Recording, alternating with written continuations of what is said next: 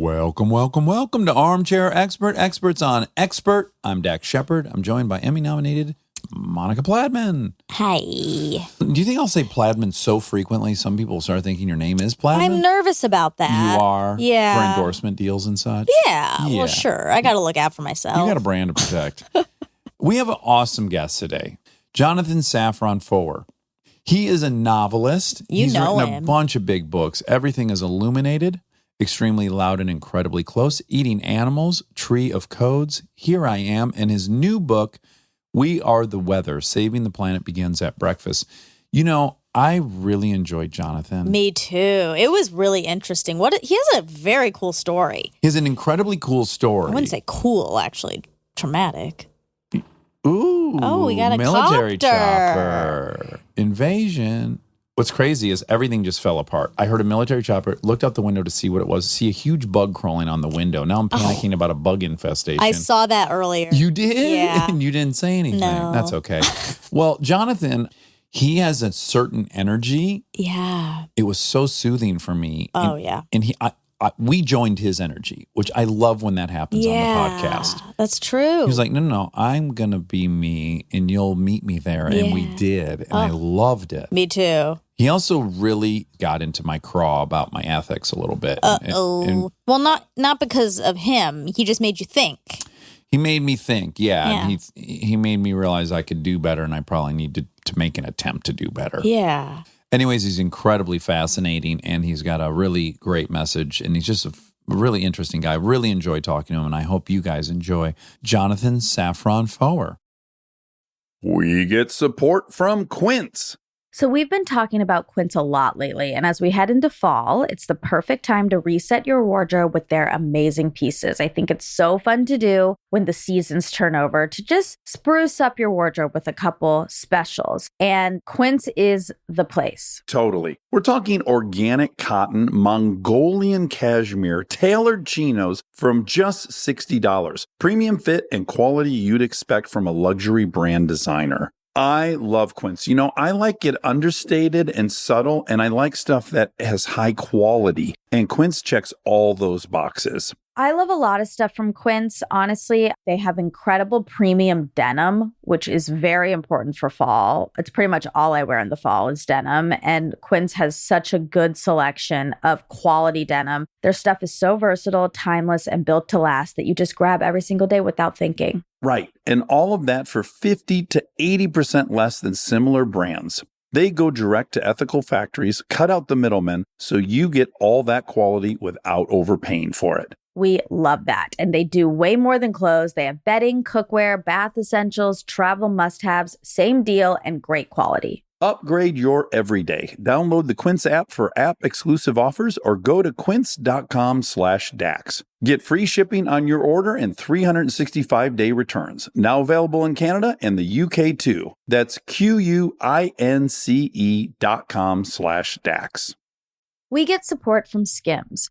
Oh man, do I love Skims. I've been living in the Skims lightweight cotton collection all summer, and I have to tell you, getting dressed has become so easy. I just throw it on. It just feels right immediately, whether I'm grabbing coffee or I'm on the couch all day or I'm out, even going to dinner. The cotton is so lightweight and breathable, which in this heat is a non-negotiable. The cotton jersey t-shirt, I just need everyone to know about this one. This one hugs in all the right places. It's very soft and it still looks and fits the same after months of washing, which is very hard to do, I feel, with t-shirts. I've been wearing the black cotton jersey t-shirt with basically everything all summer long. It goes great with any pattern skirt or shorts or pants. I mean, anything truly. I believe that's probably my favorite piece from the cotton collection, but they also have great lightweight cotton thongs that are so comfortable and they're cute. That is a very, very hard mix to achieve, especially with undergarments. I feel if you can find some that are cute, but also comfortable and do the job, that is a win. And Skims has really, really figured that out with the lightweight cotton collection. Shop Skims cotton and all of my favorite pieces at skims.com. After you place your order, be sure to let them know we sent you. Select podcast in the survey and be sure to select Armchair Expert in the drop-down menu that follows. He's an armchair expert.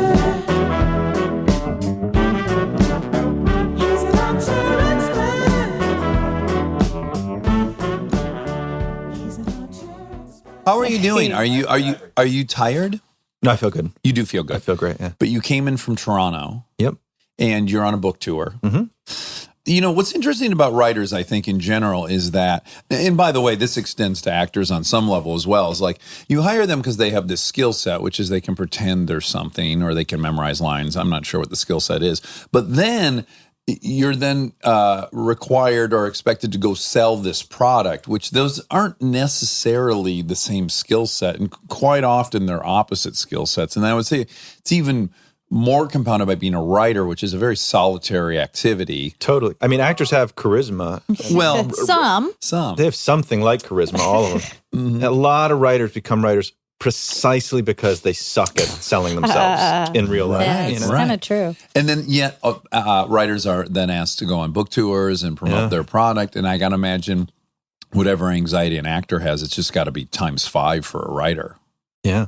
But some people, is there anyone, and I'm thinking of someone specifically, and I'm wondering if you'll have the same, is there anyone that you think does a very artful job of being a public version of themselves as a writer? An artful job, like they succeed at it, or like I respect it? Like they're almost as interesting as their writing, if not more. You know who I'm thinking I do, of. yeah. You're talking to him right now. Well, that's what I think I'm going to find out, which is exciting. But let's say David Sedaris. David Sedaris, there's like no line between who he is as a person, who he is as a writer. That's true. Which is great. I mean, it's why I like him very much as a person and as a writer. Yeah. And he can do public readings where he really holds court and takes you on a ride, right? Yeah. Just verbally and in the moment. Yeah. His signings last like, no joke, they can last like 6 hours, 8 hours. The reading, as I understand, I've never been to one of his readings, but the readings are like an hour. And that's just like the appetizer. And then everybody's there for the interaction with him afterwards. And it just goes on forever. And he hugs every single person, takes a picture with every single person, makes a doodle for every single person. And he writes something that would kill any other person's career in the book. Like we had him on and he would say like he'd written in someone's book, like, I hope you get raped in the ass. And it's like, well, there's very few people that can write that sentence in America and be totally good. Trump and Sedaris. That's true. I once, for one of my books, they sent me to the warehouse to sign. I signed like 8,000 in one day. And then they mailed those to bookstores all over the country, so it could say autographed copy, whatever. And he was the guy who was there before me, a day or two before. And they have a wall that you write on afterwards. And you say like, thanks so much, or boy's my hand tired. Yeah. And his was something like, 53 years of jerking off made me king at this, whatever. And it was in this conservative place in the Midwest. And they painted over it with white. They did. So his shit doesn't fly everywhere. Oh, yeah. It's just very interesting in culture who's in trouble and who's not in trouble. And I think largely what I'm circling as an idea is if you're hiding something, it's a story. And if you're not hiding something, it's not a story. Do you think that's possibly part of the equation? I think it is possibly part of the equation. I mean, Trump is sort of proof of that in a way. Yeah, it's all out loud. Yeah, he just is what he is. There's no shame. There's no concealing it. Yeah. Sedaris also doesn't live in America. And I think for whatever reason, he's sort of subject to different rules because of that. Yeah, I imagine it's liberating. Now, you grew up in D.C. Yeah. And you have learned parents? Not really. No? Fully ignorant parents. Oh, but professional and degrees and stuff, yeah? They have degrees. They bounced around through a lot of different jobs. My mom, she worked in PR for a while. And for the last 10 or 15 years, she sort of found her calling running this, sort of like the 92nd. Do you know what the 92nd Street Y is? No. Mm-mm. Shame on you. Tell us. It's a kind of like literary arts community center on the Upper East Side. They have a Jewish day school, but it's also where if like a writer's coming to New York, they'll probably do an event at the 92nd Street Y. Oh, okay. So she ran something like that in D.C. that was in an old, what once was a synagogue, then was a Baptist church, and now is this center where they host cultural events. Yeah. And my dad was trained as a lawyer. Yeah. And then my grandfather started a jewelry store in D.C., and he died of a heart attack very, very suddenly. My dad had to step in, just ended up doing that for a long time. He started something called the American Antitrust Institute. And that is He wanted to break up big conglomerates? Yeah. Really? This sort of think tank, but it was like a think tank of one, really. He ran it out of our house in D.C. Uh-huh. My dad's like an old-fashioned liberal. Just like believes what he believes and fights as hard as he can. He had a surgery, I don't know, 10, 15 years ago. He had like a stent. Is that what it's called? Sure. Put into an artery. Artery in his neck. And everybody in the family, it wasn't particularly dangerous, but we all gathered to be there. And when he woke up, we were all standing around, my mom, my two brothers, eyes like opened one at a time. We were like, Dad. And he said, we really got him. And we said, what? He's like, the bastards, the monopolies, we got them. And that was like his first thought upon returning to consciousness. Wow. And where do you think his desire to topple the monopolies started? Was he subject, or was his father subject to some kind of strong arming by a multinational conglomerate or not something? At all. I think it's like sometimes in life you just pick up a pet issue for whatever reason. Was there a villain in his worldview? The villains have changed as the monopolies have changed. Okay, sure. He's not nuts about Amazon. He's not nuts about Facebook. It may be in the 80s when you were a kid, like GE maybe, or? Well, so he didn't get into this until 2000, something like that. Okay. So it was a good time to get into that. Yeah, the tech boom. That was a racket. How does he feel about Facebook? Probably not great. He doesn't feel great about Facebook. Anything that has a name that we would all recognize, he doesn't feel great about. That makes sense. Although, what about Costco? I think that's a really good company. They're big fans of Costco. Okay, that makes In sense. fact, they are. But, there's a difference between being a fan in life and practice and being a fan conceptually. So they buy plenty of shit from Amazon as well, just like everybody else. Yeah, of course. you have to. Yeah, I mean, that is in fact the problem with monopolies is you end up doing a lot of things you wish you weren't doing because it doesn't feel like there are other ways of doing them anymore. Now I have a kind of anti-progressive view on some monopolies based solely on reading Titan and being obsessed with John D. Rockefeller, and then recognizing that his goal for his monopoly was literally to stabilize the rate of lamp oil. It was $10 a gallon one day, then it was 5 cents. And someone needed to do something. And then ultimately everyone benefited from that thing. So I've seen a version of it where I'm like, well, I don't know. I guess there's versions.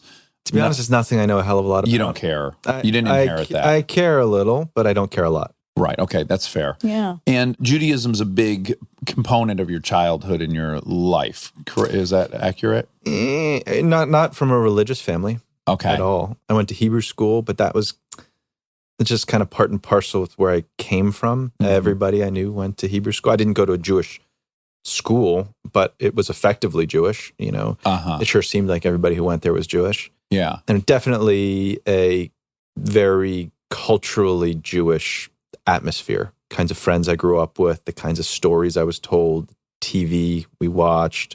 And grandmother on your mom's side was a Holocaust survivor. Yeah, and in fact, my mom was born in Europe. Oh, she was? Born, and spent her first couple of years in a DP camp, and then came to America when she was 4. It would be nearly impossible for you not to have inherited the weight and stakes of what it means to be Jewish on planet Earth, right? I think that's right, but, there are things that you don't believe that they're true until you're presented with evidence, like a moment in a trial when the prosecutor waves the bloody glove and says well, the defendant's been telling us that he couldn't have been at the crime scene. And the defendant's telling us he would have no motive to do this horrible act, but his blood's on the glove. So, yeah. And I've had a lot of moments like that with Jewish identity where, you're asking me what my identity is, and I'm not even sure I'm the best person to answer the question. Right. I don't walk around feeling the identity, but I do walk around doing things that would suggest the identity is important to me. Well, isn't that so often the case? It's like we have an ideology of who we are, and then if an anthropologist, a garbologist goes through our trash, they'll likely know a lot more about us than we're keenly aware of. Yeah. Is that word garbologist? Yeah, that's a sub. And it was started because one specific ethnology they were doing of this town, they were trying to figure out the diet of the town and what mothers, this was in the 50s, were feeding their children. And when questioned, they would say, I cooked a meatloaf on Monday, and then I made a casserole on Tuesday, blah, blah, blah, blah, blah. And then one of them had the idea of let's go through the town dump and look at what's in the trash. And if you looked at the trash, there was umpteen thousand boxes of Kraft macaroni and cheese. There was all this stuff, and they quickly realized, like, well, this can't all be true at the same time, and it created a whole field called garbology and anthropology. And even when they're looking at remains in the archaeological record, so much of what they're going through is just the trash site where they were putting all their crap. That's what they're figuring out from that. It's like that bizarrely sexy scene in Jurassic Park when Laura Dern goes elbow deep in the dinosaur crap. Oh, sure. And Yeah. like, oh, she was just having her period or whatever it was. I can't remember what the discovery was. God, I should go watch that after this. Yeah. I grew up in an area of Michigan adjacent to West Bloomfield and Bloomfield Hills, Michigan, which is incredibly high concentration of Jewish folks. And many people just went to school as if we had sent our kid to a private school, we'd just be like, well, whatever private schools, I guess, affordable that our friends are going to. And I think that's often the case of how you end up right at a, quote, Jewish pre-K or something. Yeah. So, again, my school was not Jewish. Right. I went to a school called Georgetown Day, which is like... But that's high school, or that was K through 12? I went there pretty much K through 12. Yeah, I went to public school through 4th grade, something like that. And then it became hard to stay in the public school system for junior high. Mm-hmm. So when my older brother switched, I just went with him. Yeah. And you're a middle child. Yeah. 3 boys. Okay. 3 boys. Yeah. Mm-hmm. I'm a middle child, but there's a gal below me. What is the age gap between these? So my older brother is 2.5 years older. My younger brother's 5.5 years younger. So is brother like quintessential older brother? Is he like the firstborn? Are you guys falling into that pattern at all? Are you a lost child in your bedroom? There's a baby and there's a teenager and there's really no air left for you? I don't know. My older brother is a very, very warm, he is a big brother type. And I think he's a big brother to people that are not even his brothers. He's the kind of guy you go to. He edited a magazine for years, The New Republic, and he's just like a trustworthy guy, very stable, even keel. Yeah, a good guy, a mensch. Yeah. Oh, so he was kind to you as a little brother. He really was. We didn't. What is that like? I threw a joystick at his head once, and that's literally the only strife I can remember from our childhood. But that is its own slightly odd thing, I suppose. Like, just to return to what you were touched on with being the grandson of a survivor, the son of a survivor as well. There are a lot of ways to deal with trauma, like historical familial trauma.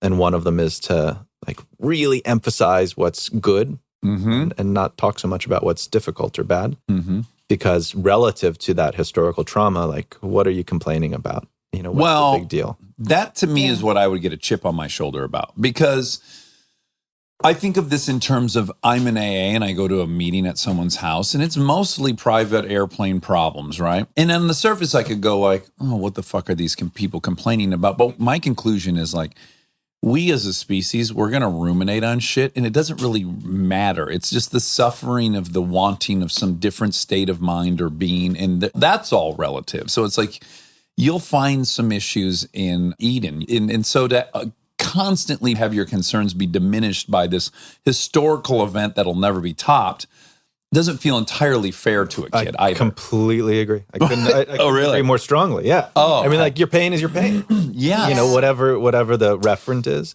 It's funny. I remember when my older son was really little, my kid tripped or something like that. And I did you're okay. It's all right. You're fine. Hop up. And I said to my dad, God, I think I could talk him out of pretty much any pain. Like, I think there's a way to say, it's not that bad. You're all right. Come on, let's get out. Oh, you're great at dealing with this. Oh man, you're so brave. Yeah. And he said, you probably could, but then you're not letting him be himself. Right. Like, you're not letting him experience pain, which is part of the human drama. When we repress like really fundamental parts of the human drama, we can get in big trouble. Yeah. Mm-hmm. Yes, I totally agree. But it was interesting. My grandmother, who is the matriarch of our family and really the sun around which everything orbited, she passed away last year. In the last year of her life, she kind of came into her body in a way that I had never witnessed before. And we came into a physical relationship in a way that I'd never had with her before. She, like a stupid example, which maybe isn't stupid at all, but felt really poignant, is she started to eat tons of chocolate in the last year of her life. She started listening to lots of music. I'd never seen her do either of those things. Oh, wow. And this was in the context of her body giving out. She kind of entered into her body. And, I was very, very close with her. I received who knows how many tens of thousands of kisses, from her. Yeah. But I never kissed her, actually. It was just something that wasn't done in my family, which was just as loving as they come. I mean, it still is. I have a wonderful relationship with my parents and with my brothers. It's not a lot of physical affection, which may be a kind of something Jewishy wartime residual about it. Like almost if you expose yourself too much to love, then you acknowledge what can be lost. You're also showing your cards to the people around you who are preying upon any weakness. It is weirdly a display of your vulnerability. I think you're right. And it's funny because if you think about what is the Jewish residue of trauma, it's humor. And most of that humor is I'm going to punch myself in the face before you punch me in the face. Right. You think you can make fun of me? I can definitely make fun of me better than you can make fun of me. Yeah. Which is, I suppose, a kind of perverted safety.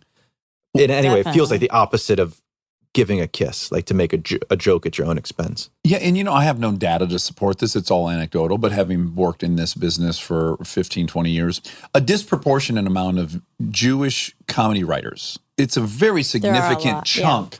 I want to say in the 30% range of writers on staff at TV shows, and yet Jewish Americans make up, I don't know what it is, 2% of the population or something less. We tried to figure that out at one point.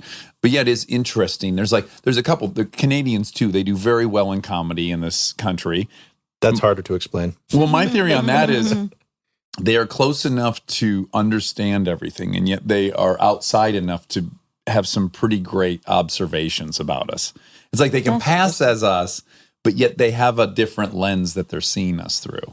Could be. They probably also have a better education system than we have. Yeah. There may be something. I was in Amsterdam just a couple weeks ago, and somebody explained the design sensibility of the Scandinavians, which is the best in the world. It's people who live in their own houses arrange little objects in their windows, and everything is a little diorama, a little museum exhibit. And so much of the great design of the 20th century was made by Scandinavians.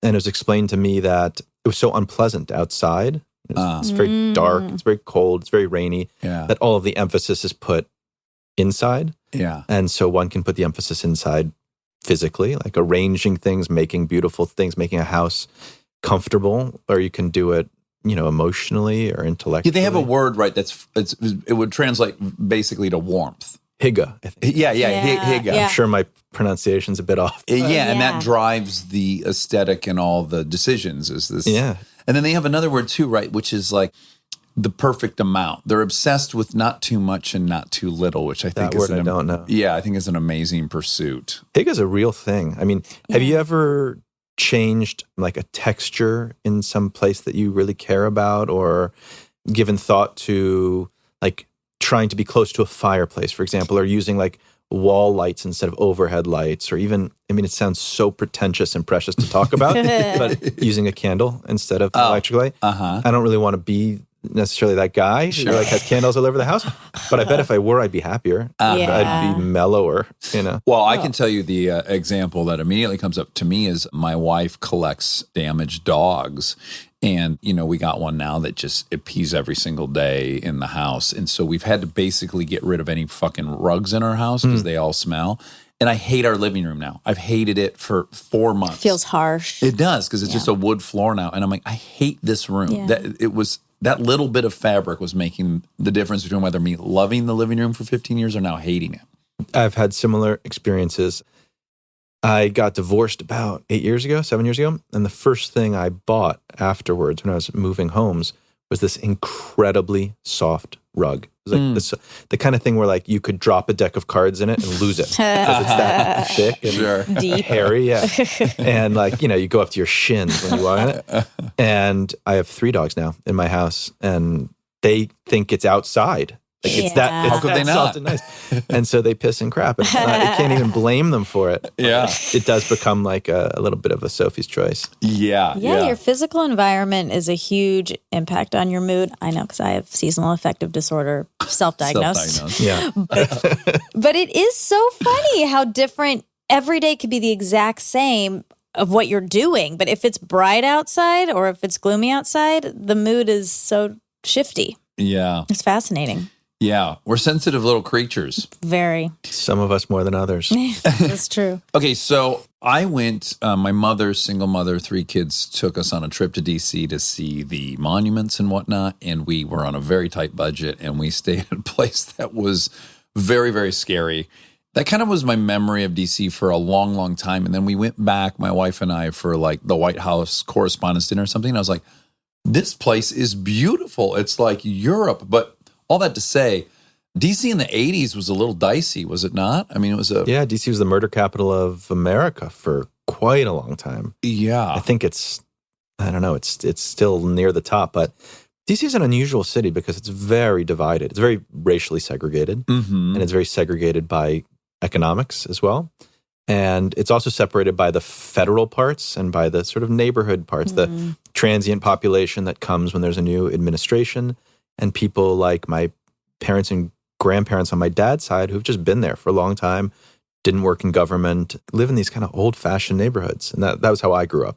Yeah. I wasn't anywhere near the monuments or any of that kind of stuff. It was people whose like parents and grandparents lived in the same area, kids went to the same schools that their parents went to, and it was a great place to be a kid, a really good place. You know, my brother and I had 2 or 3 public parks within a walking distance. We could walk everywhere. We walked to school. You know, we had like summer jobs. It feels like something that doesn't even exist anymore. Yeah. Yeah, we had someone in who had grown up in an area of New York that was kind of similar to the area of Michigan I grew up in. And I was like, yeah, Halloween. Like, did you go to the cider mill around this time of year? And she was like, oh my God, yes, the cider mill. And then we started talking about field parties and fucking like a real hayride and all that kind of stuff. And I thought, yeah, wow, my kids are not going to have any of that. No, we played football on the lawn on Thanksgiving. Yeah. Down to the mall meaning where the monuments are. On the 4th of July, we would all get drunk or get high and lay on our backs and watch the fireworks like fall down on us. Could sneak into the grounds of different embassies and like romp. It was a good place, but it's changing. Now, you went to this Georgetown day school. Yeah. It's affiliated with the university, I assume? No. Oh, it's not? No, that's Georgetown Prep, which is where Kavanaugh went. Very, very different scene. Okay. My school was really progressive. You call the teachers by their first names. Teachers would smoke in class. Oh, good for them. Yeah. Have sex with the students? Good for only that. Yeah, that was part of the curriculum. No, very, very liberal, mellow place, not associated with anything but itself. Now, why did you then aspire to go to Princeton and not Georgetown? No reason? You wanted to get out of there or what? I didn't really aspire to go to Princeton. I aspired to go to other places that I didn't get into. Oh, like where? Where did you not get into? Like Harvard and Yale. Okay. And now the question is, why would I even aspire for that? Well, that's obviously my next question. I don't know why. That was like, you know, every kid has expectations, some of which are like explicit, some of which are subtle or invisible, most of which are invisible and subconscious. And I guess there's a trajectory that my family took from like everybody but my grandmother being murdered. She came to the States. They started managing grocery stores and living above the grocery stores that they managed. My grandmother clipped coupons till the day she died. And her life's dream, which she accomplished, was to send her kids to school, to college, which she did. And then my parents, like, inherited a lot of that ethic of let's give our kids the best education that they can get and let them fulfill a kind of American dream, which is basically to have more than your parents had. Yeah. You know, this is like part of the problem we're facing right now in the country. Oh, that's over. Yeah. My kids globally won't do half of what I've done. Guaranteed. Yeah. And they shouldn't. Yeah. Like, I mean, it's not a good dream. The American dream is not a good dream. No. I know. You got to get it, though, to realize that, don't you? Well, we're going to have to figure out a way for that not to be the case because it's unsustainable in every single sense. Sure. So what I hear there is that on some level, you're kind of living out a previous generation's wishes. You must be aware of the impact you getting into one of those schools will be and how you'll have been fulfilling everyone's dream. In my case, I had a mother who really believed in me. I mean, like, you know, preposterous levels of what she thought I was capable of, which was awesome. I wouldn't trade it for the world. But what it also did for me was I got good at compartmentalizing. So I was living out some expectation, and then I had another side of Dax no one really knew about, which ultimately caught up with me by the time I turned 30. But did you have any kind of split personality stuff going on? Did you have like a secret Jonathan that was for you? Yeah. I mean, first of all, I can't imagine that there's anybody who doesn't have some version of what you just said. I wouldn't trust somebody who didn't have some version of what you just said. Like an exterior and an interior life that aren't really matching, or kind of like alienation from oneself. We're so used to talking about alienation from others, but I think much more powerful is an alienation from oneself. Like the knowledge that this isn't exactly me. Right. This me that I'm walking around performing. Yeah. Sometimes it is. Sometimes the overlaps are like pretty complete, but there's an awareness that there's just somebody else that you are. Yeah. And I had that. It wasn't explicit. Like it wasn't secretly gay or secretly an addict or anything like that. But I was secretly somebody a little bit different than I presented myself as. And it's taken me a long time to figure that out, what it means, because it can be really subtle and hard to articulate. Yeah. But it's also impossible to miss. If you are experiencing that distance, you know it. Yes. I think that it's so hard when you're younger to even know that this is happening because you don't have a life to compare your life to. But as you get older and things start to branch and you meet different people, you have different kinds of experiences, life has different chapters, then you can look back and say, oof, this is this thing that was happening to me at that time. And for me, often it's when I feel the relief of the end of that kind of alienation that I can recognize what it was that I had in the first place. Stay tuned for more Armchair Expert, if you dare. We are supported by Walden University.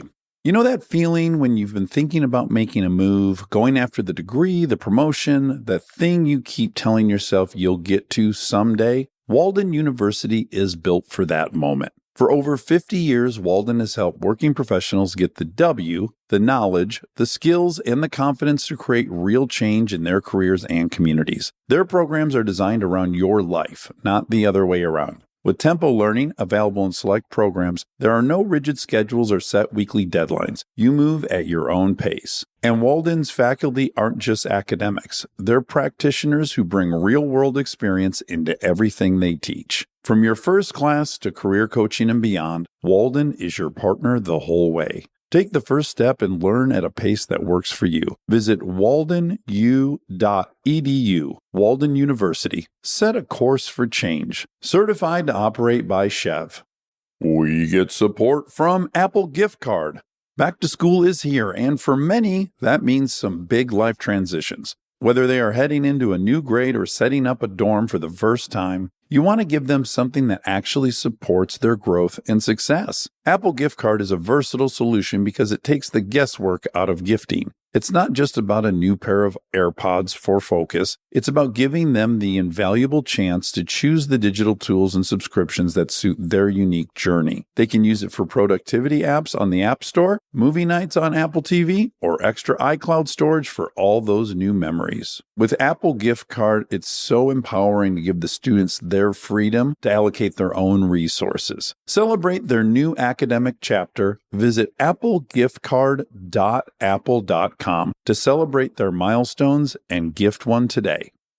This episode is brought to you by SoFi, the all-in-one finance app where you can bank, borrow, and invest all in one place. Let's talk bank accounts for a second. The average bank savings rate is 0.39% in interest. You're earning pennies on your savings, but it does not have to be that way. With SoFi high-yield checking and savings, the money barely making moves sitting in your savings account can earn over 8 times the national average savings rate with eligible direct deposit. No account or overdraft fees, which feels rare these days. You can get your paycheck up to 2 days early, perfect for getting ahead of a bill or grabbing what you need right when you need it. Plus, get up to a $300 welcome bonus when you sign up with eligible direct deposit. Sign up for SoFi checking and savings at SoFi.com/armchair. SoFi checking and savings is offered through SoFi Bank N.A., member FDIC. Terms apply.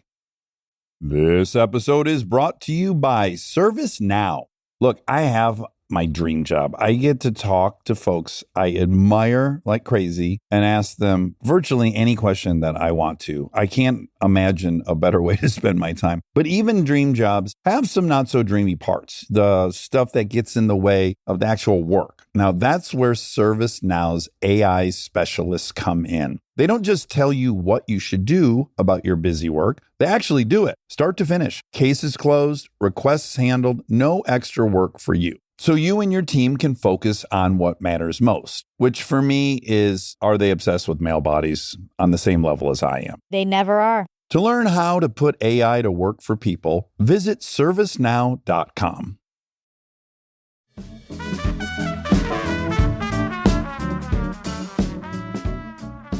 Something happened to you when you were 8. Yeah. The way we used to do it is you would go to school until the last day of the school year. Then you'd start summer camp at the same school and just do that through the summer. And it really resembled school. And I was in it was called a talented and gifted program, but there was no threshold of talent and giftedness that you had to exceed to get in. Just anyone who wanted to was sufficiently talented and gifted. And it was the first day of that camp. The first period, in fact, was a science class, and we were making sparklers for the 4th of July, which was at the end of the first semester. I mean, can I interject? I mean, we already know the story is going to end up bad, but yeah. Is that an ideal activity for 8-year-olds? It was like a mid-'80s idea. Yeah, like homemade lawn charts or something. Yeah. It's like, well, hold on. No, the kinds of things, God, that we did. So, in fact, it was a substitute teacher. The teacher who was supposed to be there that day, I don't know what, he had a stomach bug or something. And so there's a substitute teacher who had done this before. It wasn't part of the regular curriculum. We were divided into tables of 4 kids at each, and we each had a pot in the middle of the table, and we were adding chemicals that we would get from, it's funny, I haven't really remembered it in this kind of detail in quite a long time, getting chemicals from a sort of like island at the front of the class where the teacher stood according to this recipe. I remember that it was called a recipe that was written on the chalkboard. And I just sort of zoned out for a while. I found it kind of boring. We had to take turns, getting the chemicals and mixing them. So when it's not your turn, like what could be more boring? I remember I went to the bathroom and I just kind of stood there. I didn't pee. I just hung out in the bathroom for a little while. And I came back and I got a drink of water. And I mean, this may sound like an invented memory, but I really remember the drain of the water fountain really vividly. Mm-hmm. I remember looking at it, the holes in it, little circular holes, watching the water go down. Went back into the classroom, and I remember looking at the board at this recipe, and then there was just this incredible event. Like, in retrospect, I know it was an explosion, but at the time, I didn't really. If you had told me the ceiling fell on you, I would also believe that. Can you back up for 1 second? Yeah. So were you, what you just described about going to the bathroom and stuff, it sounds like you were stoned, basically. Like, were you already kind of, Well, no, I definitely wasn't. I mean, I was... No, I know. Yeah. You were 8. Yeah. I'm saying, was there some kind of toxin in the air? Oh, that no. Oh, okay. No. So when you went to go pee and you just didn't pee, it's not because you were like... It's because that's what I was like. Oh, okay. Yeah. Okay, yeah. I also sort of Did you kind of think it? Because when you were yeah. describing it, I was like, oh, that's me walking around a house stoned. No. Like, why did I thought I had to It pee? happened Some Did I yesterday. order That would be what this Yeah, okay. Huge explosion. It was at the table that I had been working at. So the 3 kids who were at the table were the 3 kids who were really badly injured. I sort of somehow got out of the room. I don't really remember how. I don't remember a door or anything. I just somehow got out of the room. There's like tons of smoke. Another class of kids started to file out, which my brother was in. I remember I waved to my brother and we sort of said, "Are you okay?" "Yeah, I'm okay." And then it was just a kind of chaos. And it's chaos in the real world and a chaos in my mind as well. And it's hard to differentiate those 2 chaoses. I saw my best friend on the ground and he was really, really like nearly fatally burned. Oh my gosh. Yeah. And we had this exchange where I spoke to him for a little bit. He was sitting there slumped. I looked at him. I asked him, "What do I look like?" And he was like, "What do you mean?" And I said, "Because, your skin is like not on your face. And is my skin on my face?" Oof. And, this is one of those moments that you spend your life wishing you could take back. Like, Yeah. I wish you could be the comforting friend who Yes, says, yes. Well, you're in the middle of trauma, yeah. And I was 8. Yeah. and you're 8. Yeah.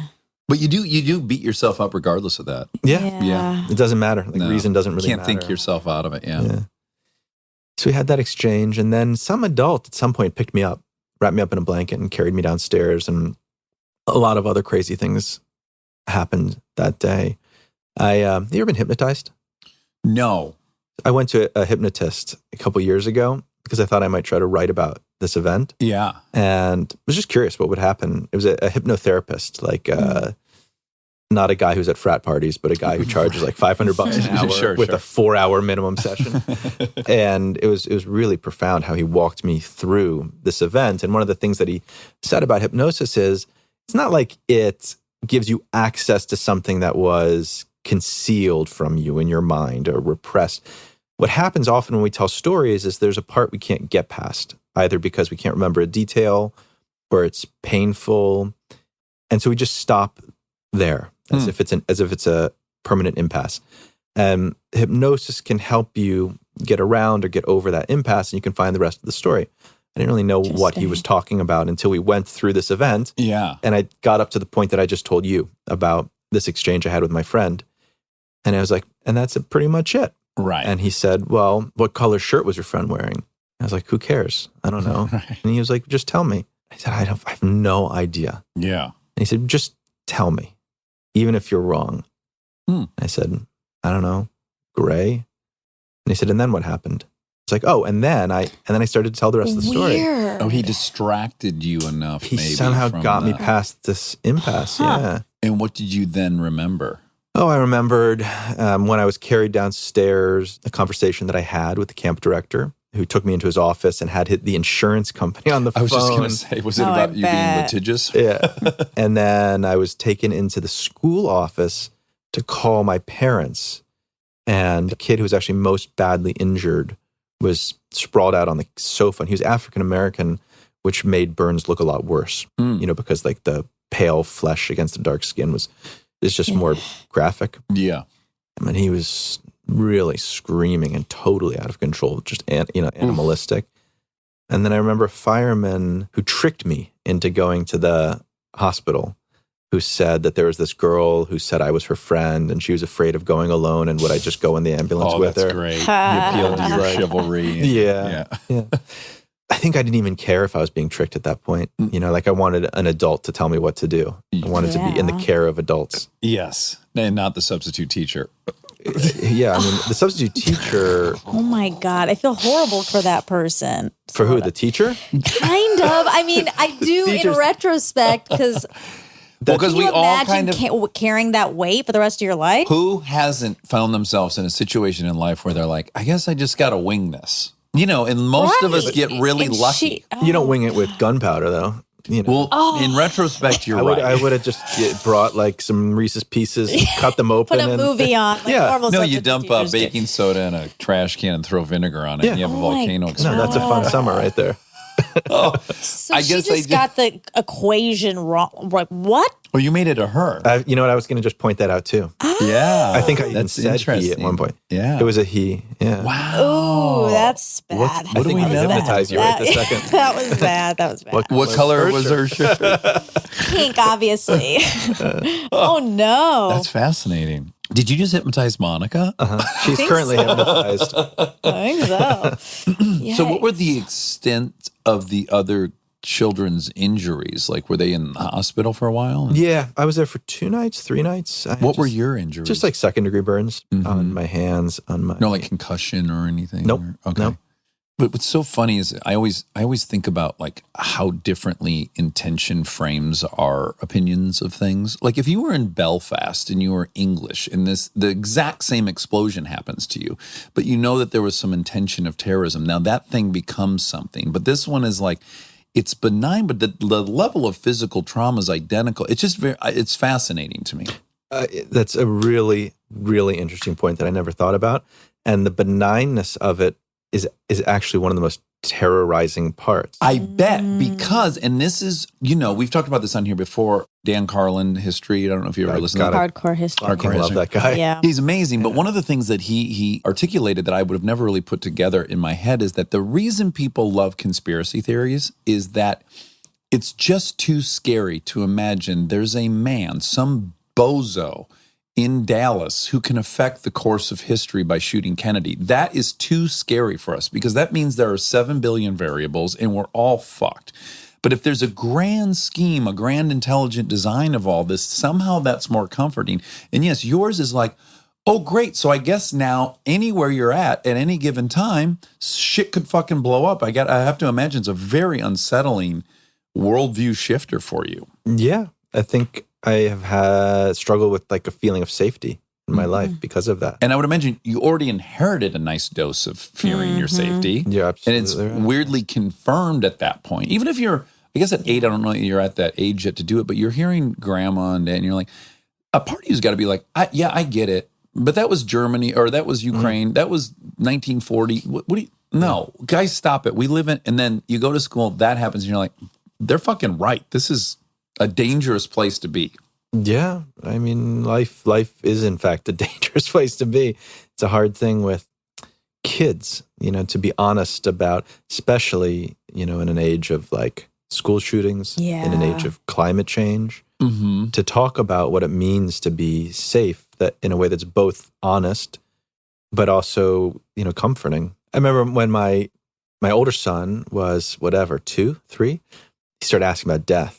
And I asked my therapist, like, oof, God, what's the right move here? Like, yeah, you're dead and you're dead forever. And you don't feel anything. You don't dream and nobody comes to visit you after a day or two. Yeah. Or what? And he said, he has like the rest of his life to figure out what he thinks about it. But at this age, like just making him feel safe is the best thing that you can do. Because you can really get screwed up if you start to have anxieties when, not that you can get screwed up, but they can be hard to undo, childhood anxieties. So he said, I decided, he said, why don't you just tell him there's heaven, and that goes against everything that I believe in the sense of what I believe happens after you die. Yeah. But there's a part of me that very strongly believes in offering comfort where their comfort can be had, especially to a kid. It's not the same as an adult. And we had this conversation where he was like, I'm so afraid of dying. I'm so afraid of dying. So I gritted my teeth and winced, and I was like, well, you'll go to heaven. And he was like, well, what's that like? I said, well, it's really great, and it's really just super. There's ice cream every day. Ice cream every day. Grandma and grandpa are there. Do I have to do homework? No, you don't have to do homework. Anyway, it culminated with him saying, like, I want to die right now. Oh, okay. Yeah, well. What's funny is we had the exact same thing, right? I think our oldest daughter was then maybe 4. She said, are you guys going to die? And I said, yes, we're going to die, but not for a long time. She said, am I going to die? And I said, yes, you're going to die too, but in much longer, like 100 years from now. And she said, and then I'm going to die. And I said, yeah, but in a long time. She started crying. She got scared. I was looking at my wife and we were both like, oh God, I know the solution. Just say there's a heaven. You'll be out of this. And then I was like, oh, this is how it's perpetuated. Like, and then we were like panicking and we were looking at each other to kind of like steal our resolve.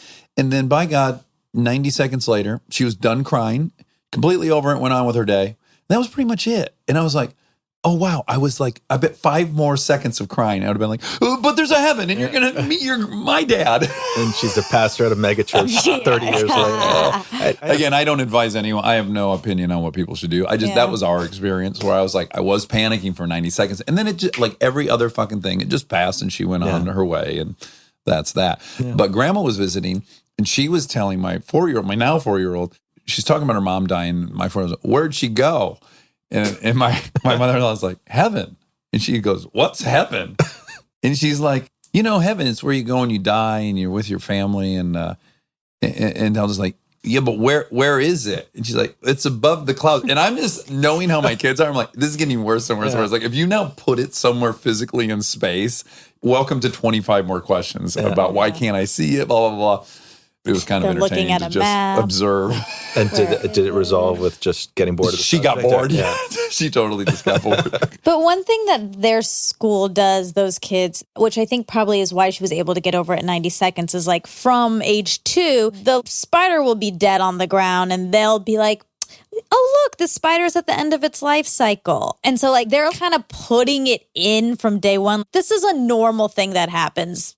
Yeah, they've had a few pets that have died. They had a chicken, and then they had a service for the chicken. They buried the chicken at the school. Like all this stuff. I was like, God, I wish I would have had just any of this as a kid. Yeah. I don't know. What's your experience now? And not forget about kids. Just I find these things harder and harder to think about. I wish, and there's nobody telling me stories, you know? Yeah. Well, here's what I do. I go, it's going to be blackness. That's heartbreaking. But then I remind myself, I'll have no awareness that it's blackness. So what am I? I'm fearing an emotion that's never coming. I'm fearing a sense of loss that's never coming. I'm fearing the aren't you abyss. Fearing the absence of the emotion that's never coming? The mental gymnastics I do, I go, I won't experience it. It's almost like telling me, last night while you were dead asleep, you got up and jumped the Grand Canyon on a motorcycle. Aren't you scared you did that? Well, I don't have any memory of that. So it's none of my business almost. But that's okay because you woke up today. Yes. That's the... By the way, I was at I won't say total, I was at 70% peace with this worldview I have until I had kids, because the thought of not being able to see my fucking daughters is insufferable. So in that way, I've definitely been like, boy, I hope I'm wrong, boy. I'd love to be wrong. Mm-hmm. I would love to come to and go, hey, in two blinks, your kids will be here with you. I feel like that's actually a version of the alienation we were talking about before. Like I want so badly to believe, and I just can't. Yeah, I can't. I can't bring myself to the place. And so, have you drilled down into? Because I've drilled down in like, why are you so skeptical? Why by nature are you this skeptical? And I have my reasonings from my childhood. But do you then try to track why you're even that way? Well, because that skepticism is in keeping with everything else about me, except for my desire to believe. Do you think there was anything in your childhood that made you distrust what you were being told? Well, they weren't telling me about heaven. I mean, my parents don't believe any more than I believe. Mm-hmm. There's a Jewish philosopher named Franz Rosenzweig who was asked if he was religious. And the answer he gave, which is my favorite answer to that question, is not yet. And an acknowledgement that that's not where I am right now, but then also an acknowledgement that if I could get there, that may be where I'd like to be. Oh, sure. I would totally. Yeah. If we could take one of the two pills, I certainly would. I would enjoy the comfort of thinking I'll see my kids for eternity. Yeah. It may require a pill. Yeah. The pill may exist. It doesn't end there. Your story with the explosion does not end there. You recover obviously from the burns and whatnot, but you then for 3 years have kind of a mental distress. Yeah. Yeah, it was delayed actually. So the following year I was pretty much fine. Right, I seemed to be fine. I went to school. Everything seemed cool. It wasn't going to shrinks or anything like that. And then I guess it was 2 years later, I just started to have a very hard time. I was nervous all the time, or that was the word I applied to it. Maybe it wasn't nervousness at all. But when I would try to describe to people what I was feeling, to my parents, I was very nervous. Mm-hmm. I was terrified of being called on in class, or that I would have to read aloud in class. That was like the worst thing I could possibly imagine. I often just wouldn't go to class for fear of being called on. Mm-hmm. Couldn't sleep over at anybody's house. I would pee in my pants, just like out of control. And it kept like crescendoing and becoming worse and worse and worse. And I remember thinking at one point, you either have to like stop doing this or you're going to have a very bad life. Something really bad's going to happen and you're going to make other people's lives really bad. And I just stopped. And, again, it's like you pay a price for just stopping. Yeah. It's not great for the system. But, it looked okay. Like I was able to go to school again and all of the ways that the problems were expressing themselves just stopped. And I think I started to become a different person around then. Like when I was a kid, I was very flamboyant. Like I'd wear like bow ties and rings and it's just like... You were like a magician? Like a magician without tricks. And Trickless magician. A good title for something. And then I was like not a magician without tricks. Like I was more like the person who's sitting across from you now. Yeah. So like fairly conservatively dressed. And this would have been around 11-ish? Even like 11, 12. I remember my bar mitzvah when I was 13. This is like a scene from a sitcom. I went into the rabbi's office before I started crying because I was nervous. That feeling, nervousness, really came back. And I surmounted it because, I had to. What are you going to do? Call off the party. Flowers go home, band go home, caterer go home, relatives from out of town go home. I just couldn't do it. And maybe that is actually what it was to have a bar mitzvah in some way, like to move into a kind of adulthood where it was more being a participant rather than being the star of my own show. But again, it's not uncomplicated. Yeah. I can't relate at all to having had an experience like that, but it does make me think of being in like 10th grade, just hating how I looked and dressed in 9th and 10th grade. And then one day just waking up and going, you know what? We're not betting on your looks. You got a good personality, and that's your fucking ticket out of this thing, and it's time to shift gears. And it was a very specific thought process and a decision, and I launched out on this new thing. And it is interesting that young people can make those kind of decisions. And I think about that a lot now, actually watching like Greta Thunberg and watching kids that age. There was a Washington Post poll or survey a couple weeks ago, 2 weeks ago, that found that the majority of American teenagers are scared about climate change and angry about climate change. When I was a teenager, I was scared and angry too. And I felt very much at the mercy of what the adult world was doing, Well, we grew up in the Cold War, the movie The Day After. Yeah. Like you literally had in the back of your mind, nuclear holocaust is an option. Yeah. And short of that, just a Holocaust. A bargain basement Holocaust. Yeah. And I think I don't envy teenagers now. It's got to be really hard. Yeah. And then coupled with far higher level of isolation, far higher, there's so many things happening. Totally. Yeah. But you go to Princeton. Okay, it was not your first pick. You'd much rather have been at Harvard. Monica and I are uniphiles. We're really obsessed We coined with that fancy, term. Fancy schools that we didn't go to. So we really dig it. We think it's cool. But I have to say, we haven't had anyone from Princeton. And when we read that you had gone to Princeton, I literally went, hey, what happened at Princeton? You used to say when I was growing up, it was like Princeton or Harvard. Now I don't feel like that's what people say. It's like, I don't know what it is, Stanford. And I don't really know what people say either. And I went to visit it with my dad, and it was like the weather was nice. I had a good sandwich. I was in a great mood. I was like, I'll take it. This place looks great. This looks like a college for sure. Yeah. It was a totally uninformed decision. Totally uninformed. If I had done like the tiniest bit of research, probably I would have gone somewhere else. It was a fairly conservative campus.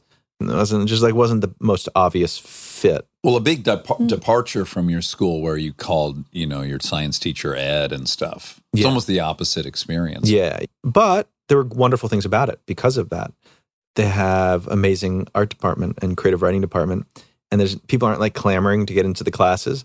That's just not where like the interests of the student body lie or didn't back then. Yeah, they're all future world leaders, basically, yeah.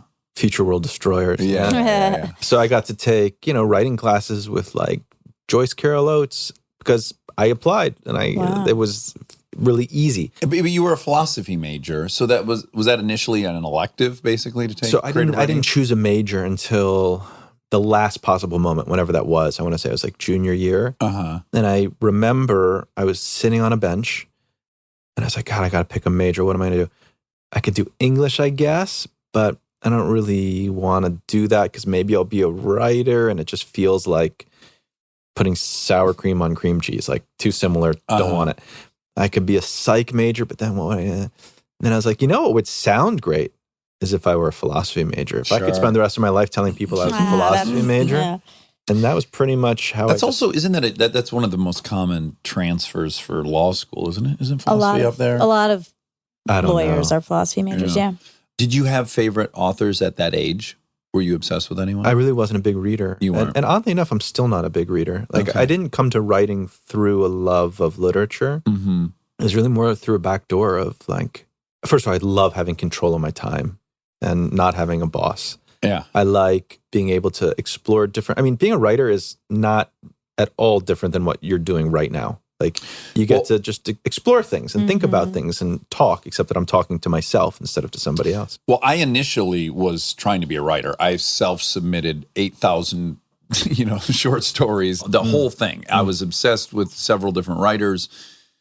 And I've only later come to realize that I just loved the control of it. I loved creating a world where everything I said went.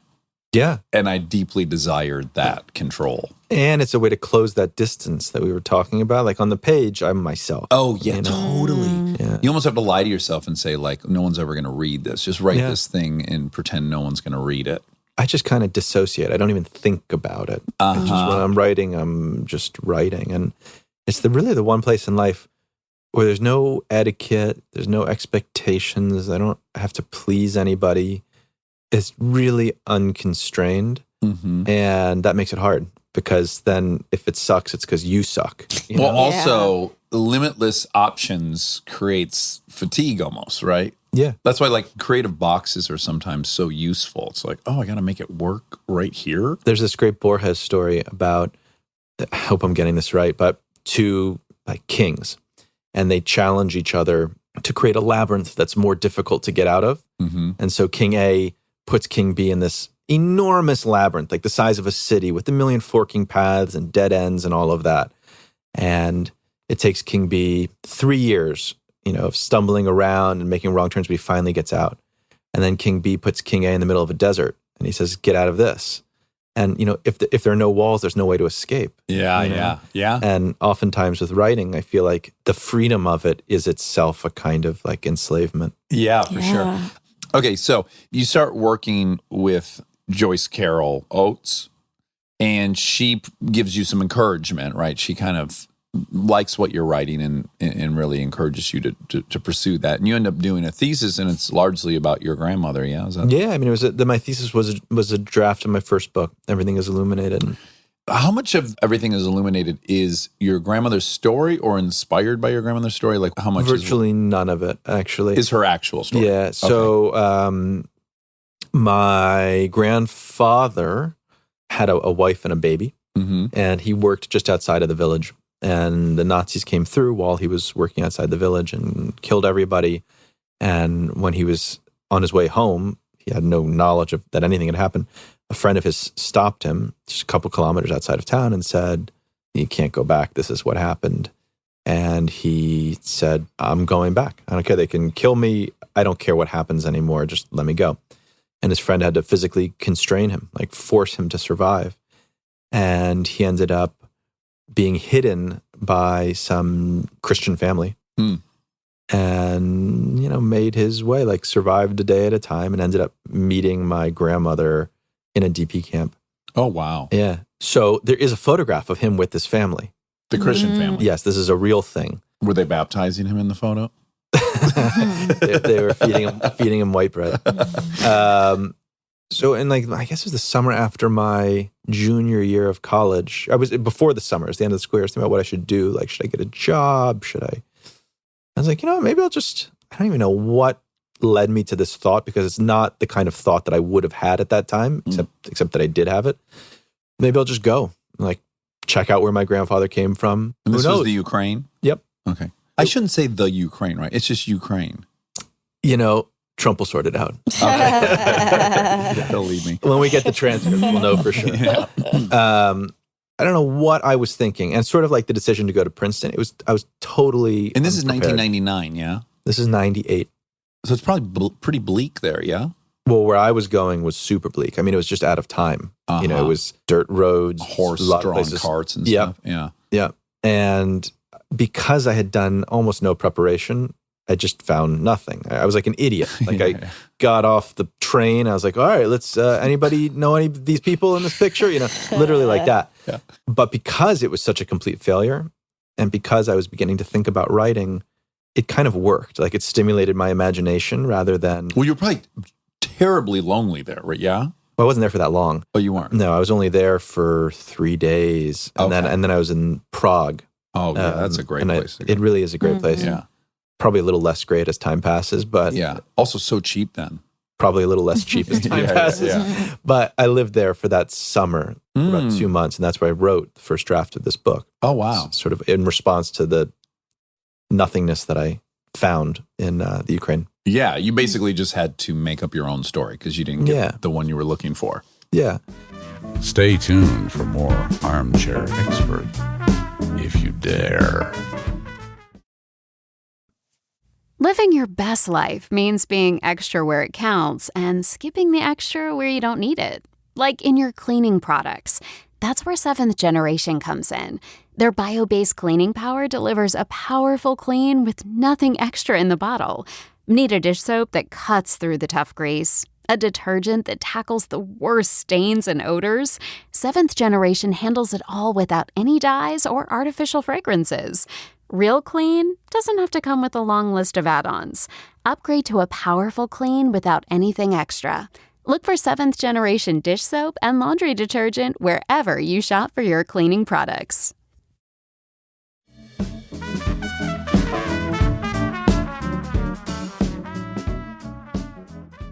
You published it in 2002, so only a few years later, yeah? Mm-hmm.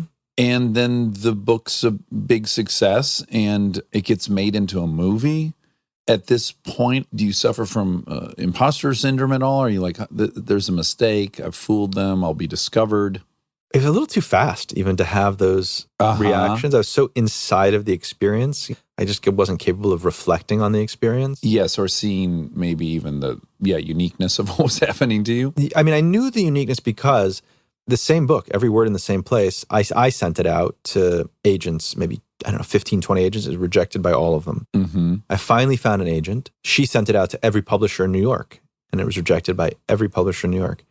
And then she fell ill and had to stop being an agent. So I was like, oh, Christ, what am I going to do now? Do I continue to try with this book? Do I start a new book?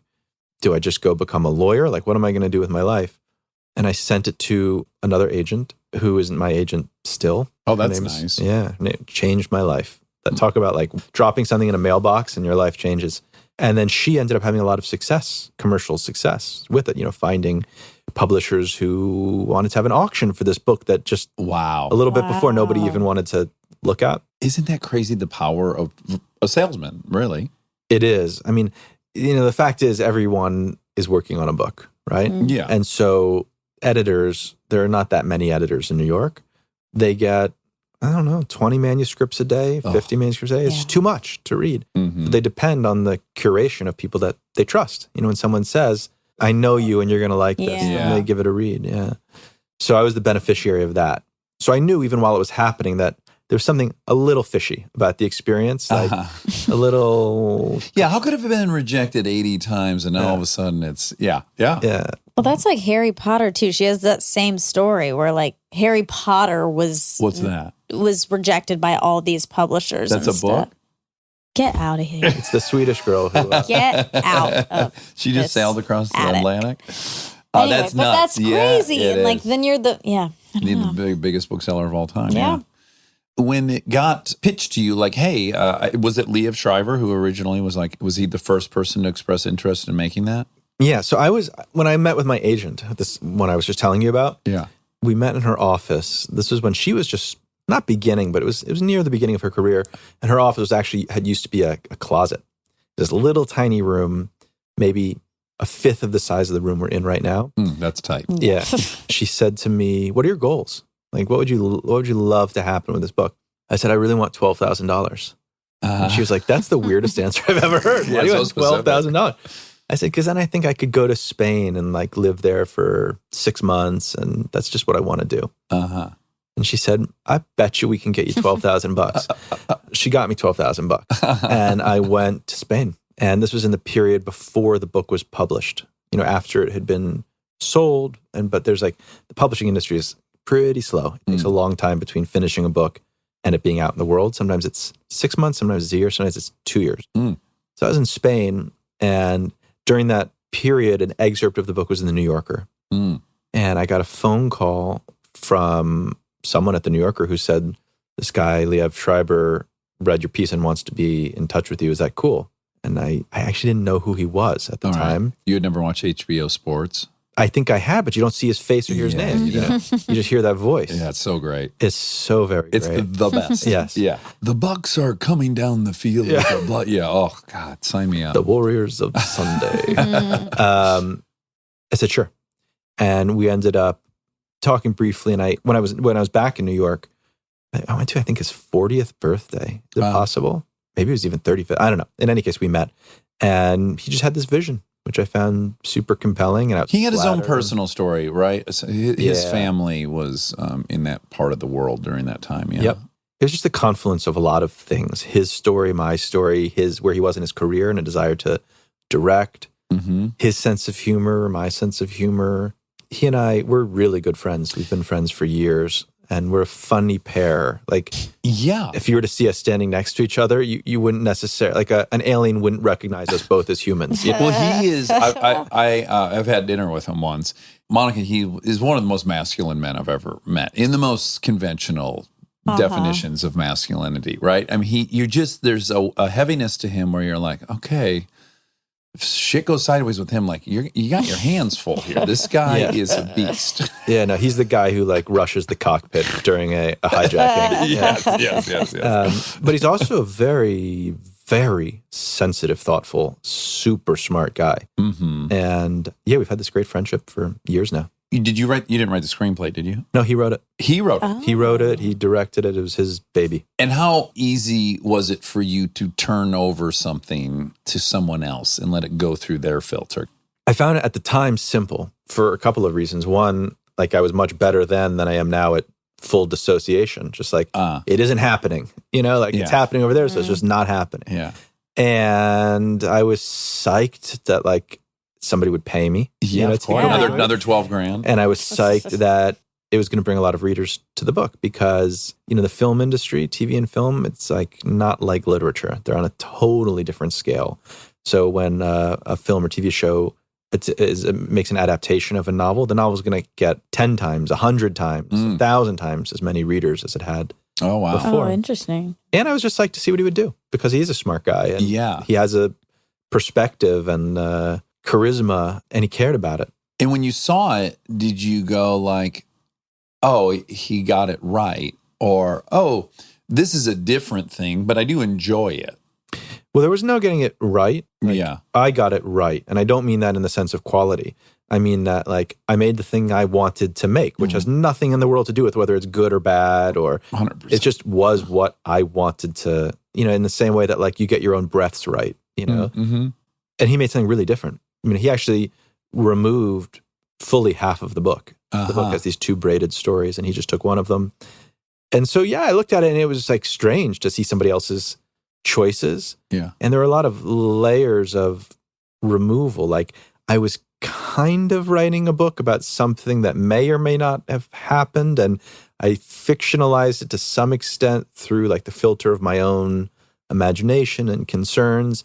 And then he kind of made an adaptation of this history that may or may not have happened. And it was filtered through his concerns. And then like Elijah Wood kind of played me, like a character has my name. And it goes through his filter. Yeah. Yeah. And that was an experience that was funny. Not like haha funny, but funny like this tickles me a little bit funny. As a surreal kind of thing, right? Yeah. And a lot of these decisions that, when I write like in bed. Or in like a chair in my kitchen. And I make decisions that feel very, very personal and intimate and totally insignificant when I make them. But then sometimes they resonate. It's a weird experience to share these like artifacts of my very inner life. I'll, go to do a reading and someone will come up and say, what meant so much to me and really changed my life is that moment in the book when, and they'll say something I don't even remember. Right. I literally don't remember writing it.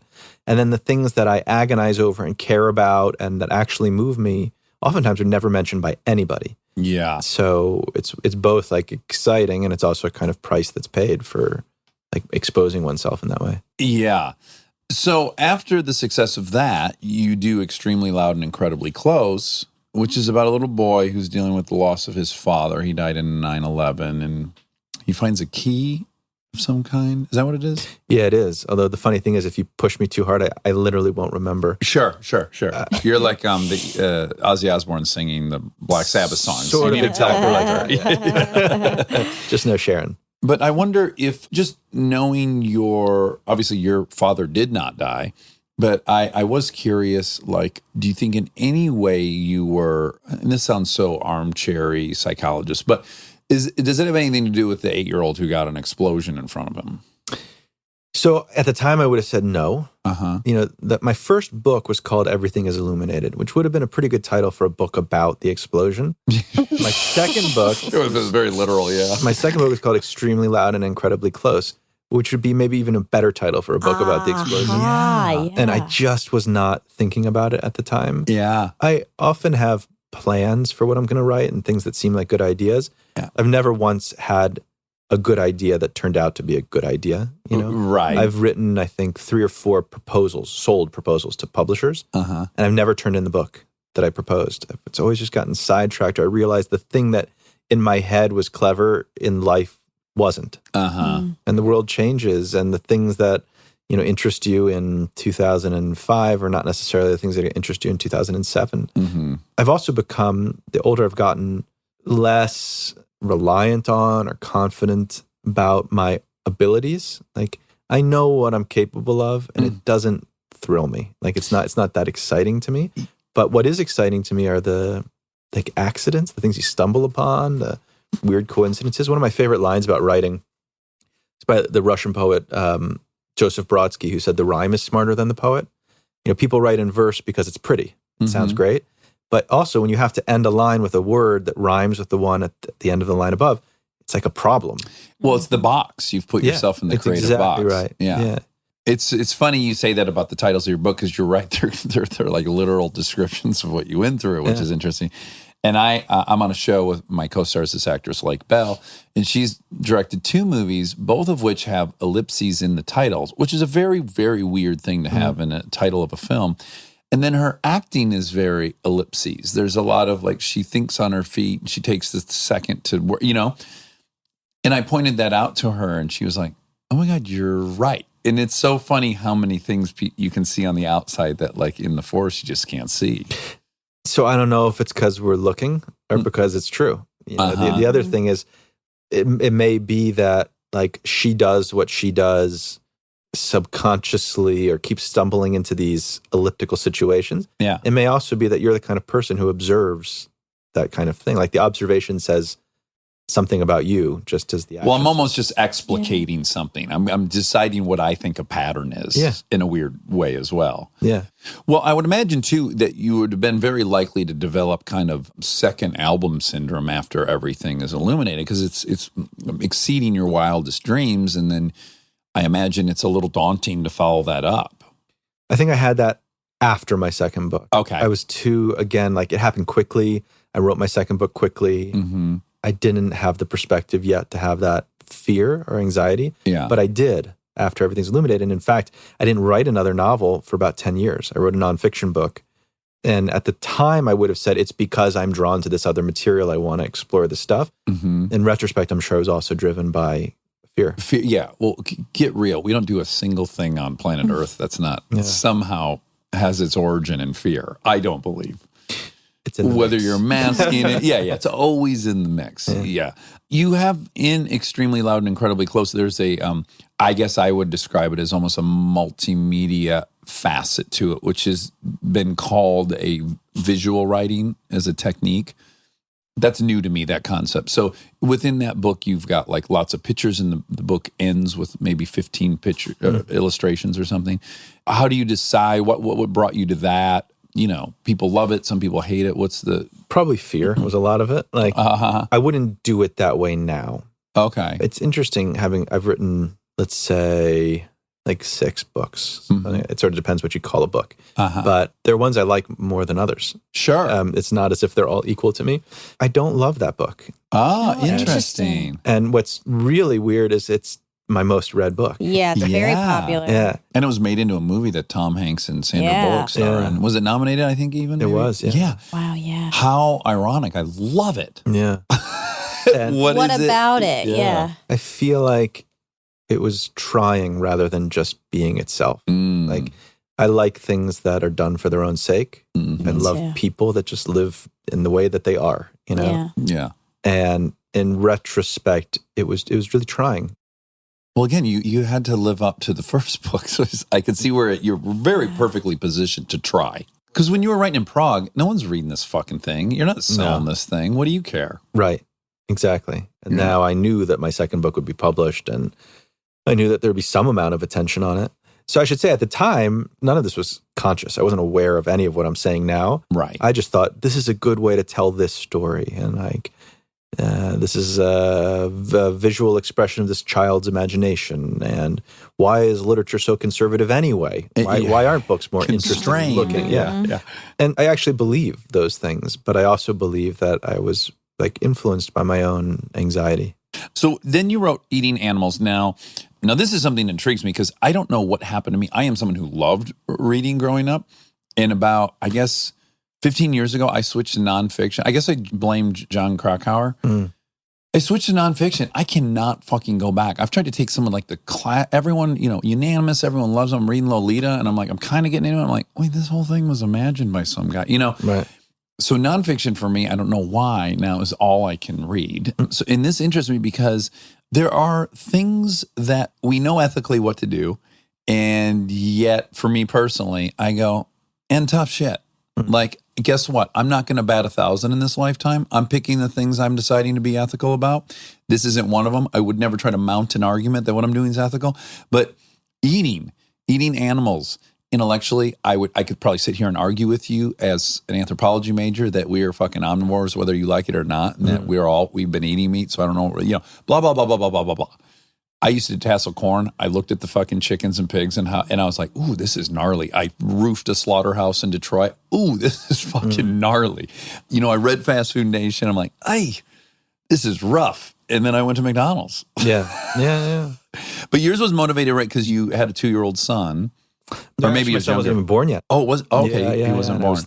It was motivated because I'd had a discomfort about it since I was a kid. And I think most kids have some discomfort about eating meat. Yeah, I have one right now that is elected to be vegetarian. I mean, mom's been vegetarian for 30 years, but... Eating meat this has nothing to do with the rightness or wrongness of it. Yeah. It is really different than the other stories we tell about animals, right? You have pets, you treat them well. You read a bedtime story, the animals are heroes. We'll go places just to look at fucking cows. Yeah. You have stuffed animals, and we love animals, except we also like eat the shit out of them. Yeah, eat the shit out of them. So it was born out of a discomfort that I'd had since I was a kid that I just couldn't really let go of. I mean, I was good at letting go of it sometimes. I ate meat for various stretches of my life, but I never lost that feeling that like, I don't know if I want to do this. Right. And that doing this may require like willfully forgetting who I am, which doesn't feel like the best policy. So I just researched like what's the actual story in America?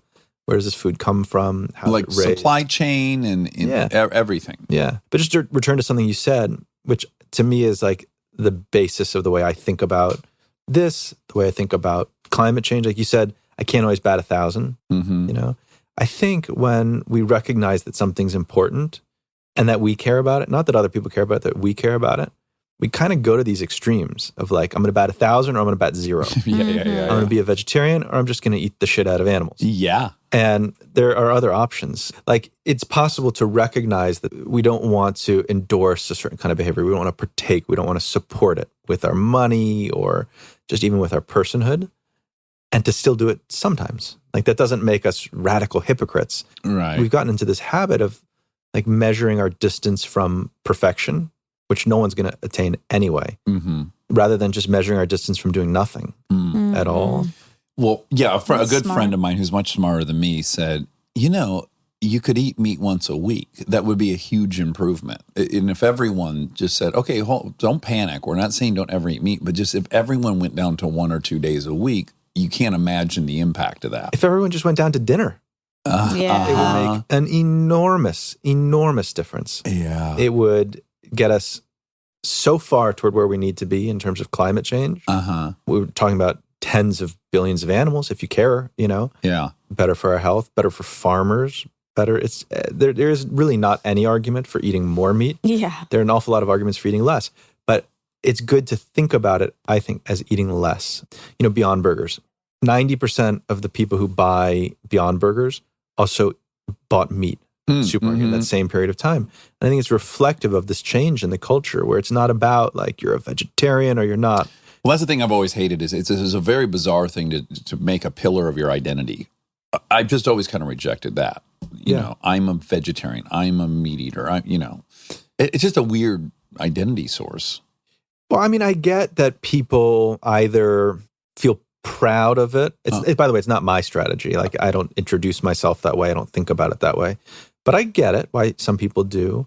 But I'm saying, forget the ethics of the situation. Defining yourself by what you consume, to me, is almost a reverse of what your identity should be. It's like your identity is your output. You know, you've referred to yourself as an addict a bunch of times. Right? That's what I consume. And it's what you don't and what you choose not to consume. Yeah, yes, right. And it's like you feel it. I assume there's like a strength that you derive from like stating it, articulating. Like, this is important to me. This is maybe it's a struggle. I say it so you won't offer me a Xanax when you leave. No. It's a huge part of your identity. No, it totally is. It totally is. That emanates from me, and those substances are the symptom of what an addict is. So it's not really the cocaine. It's this obsessive compulsive desire to regulate my internal emotions with external things. So that's what an addict is to me. It's not all the substances are irrelevant. It could be sex, could be gambling, could be blank. It's this compulsion.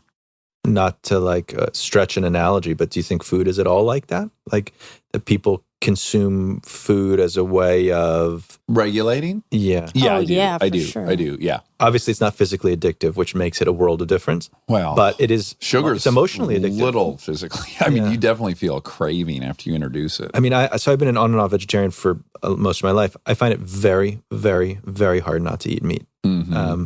I would bet that if you became a vegetarian tomorrow, you would find it easier than I find it, despite the fact that I've written a book and, you know. Interesting. Well, I believe you because my wife's not an addict at all. And when we both went vegan for a year, it was 1,000 times harder for her. Yeah. Because I'm just used to going like, oh yeah, I can't have the thing I want really bad. Right. I'm not used to that. Right. And I have so many, first of all, I really like the smell and taste of meat. Yeah. And I have a lot of positive associations. Like my grandma, who we talked about, like the primary vehicle of her love was chicken, that she would make. And so if I see chicken, of course, I'm looking at a food that smells and tastes good, but there's also something in me that's like spinning, remembering that. Or my dad grilling burgers in the backyard. Yeah, it means something. Yeah, there's a lot of associations. And those are powerful and those are valuable and they shouldn't be dismissed. So I kind of get it when someone's like, this is who I am. I believe in these things and I'm going to talk about the fact that I've oriented my life away from them. Yeah. That said, like the aesthetic of vegetarians and vegans is often like not exactly for me. Yeah. And I think it's not exactly for most people. I did a reading in Toronto last night. Yeah, right in the middle of it, someone got on stage and had a poster that said, isn't, never right to eat animals. Animals are to be respected and cared for. And everybody starts booing, and the crowd, security guards come and try to get her off stage, but she's like a handful. And what I said was, it's a shame because I bet everybody in this audience pretty much agrees with pretty much everything she was saying. Yes. But she was saying it in a way that's really hard to hear and like makes us feel well, there's a righteousness to it. And then I my knee-jerk self-defensive thoughts are, okay, let's get into it, motherfucker. Let's go through your whole life. Let me evaluate your morality. Yeah. Okay, you're probably spotless on this topic, but let's go through all of it. Like, you want to have a morality off? I get enraged. It feels judgmental and holier than thou and righteous. Yeah, I often feel that too. And I don't like it when people make me feel that way. Yeah. And my reflex is to attack. Yeah. Because I feel attacked. And it's a shame because we actually think the same things. Yeah, and they just care about animals. I recognize that. They care about animals in the same way that you do. They don't care about them more than you do. I bet. I mean, I don't eat meat. I doubt that I care about animals more than you do. I bet you like animals more than I do. I just, am... For me, it's not a philosophical thing either. It's not about like, is it right or wrong to eat animals? The truth is, I don't even know if I have an opinion on that question. Yeah. But I know what the situation is in America. I know that 99.9% of the animals we eat come from factory farms. I know that if you went to a factory farm, if I went to a factory farm, if anybody listening, I mean, every single listener of this, if they went to a factory farm, maybe they'd still eat meat afterwards, but they would definitely say, ooh, I don't like this. Oh, this is not good. It's a horror show. Yeah, and so if we can do less of it, we should do less of it. Great. So I totally subscribe to that. Do you think it's possible to ethically have a meat industry and also produce enough meat for the level of consumption that exists? Is that even attainable? I have been to farms that are really good, where I can imagine, like if I were a cow, if I can imagine myself into that position, I think, okay, here's the deal I'm getting. I get to spend my life like this, like in this setting, engaging in all of my like species specific behaviors, hanging out with my pals, like eating food that I like, living a reasonably long life. And then I am killed in a way that I don't anticipate and is as painless as we can manage. Yeah. I would probably take that deal as opposed to not being born. Right. The problem is 99.9% of the animals we eat don't get that deal. Yeah. And the real problem is what you said, which is there are too many people who want to eat too much. Yeah. And like the earth, It's only getting worse. the amount of animal products that we consume now in the year 2019 is the same as if every person alive in the year 1700 ate 950 pounds of meat and drank 1,200 gallons of milk every day. Oh my God. So some of that is because our meat and dairy habits have like gone through the ceiling. Yeah. And part of it is because our population has gone through the ceiling. Yeah. But this is our reality. Mm-hmm. So like we could have a really interesting conversation about the ethics of meat eating in the abstract. Mm-hmm. And I could tell you, man, if we had farms, like certain farms I visited, yeah, that seems okay to me. Mm-hmm. But we just can't if we're eating this amount of food with this Right. number of people. Yeah, but if everyone went down to, as you said, dinner or 3 days a week or 2 days a week, whatever, then it starts to get manageable. Yeah, we could start to dismantle like this factory system and move back to what we all imagine. Like when we imagine farmers, we imagine, first of all, we imagine human beings, right? Mm-hmm. There are not human beings in American animal agriculture anymore. We had more farmers. I don't mean as relative to the population, not per capita, but as a real number. There were more farmers during the Civil War than there are today, despite the population having increased 11-fold.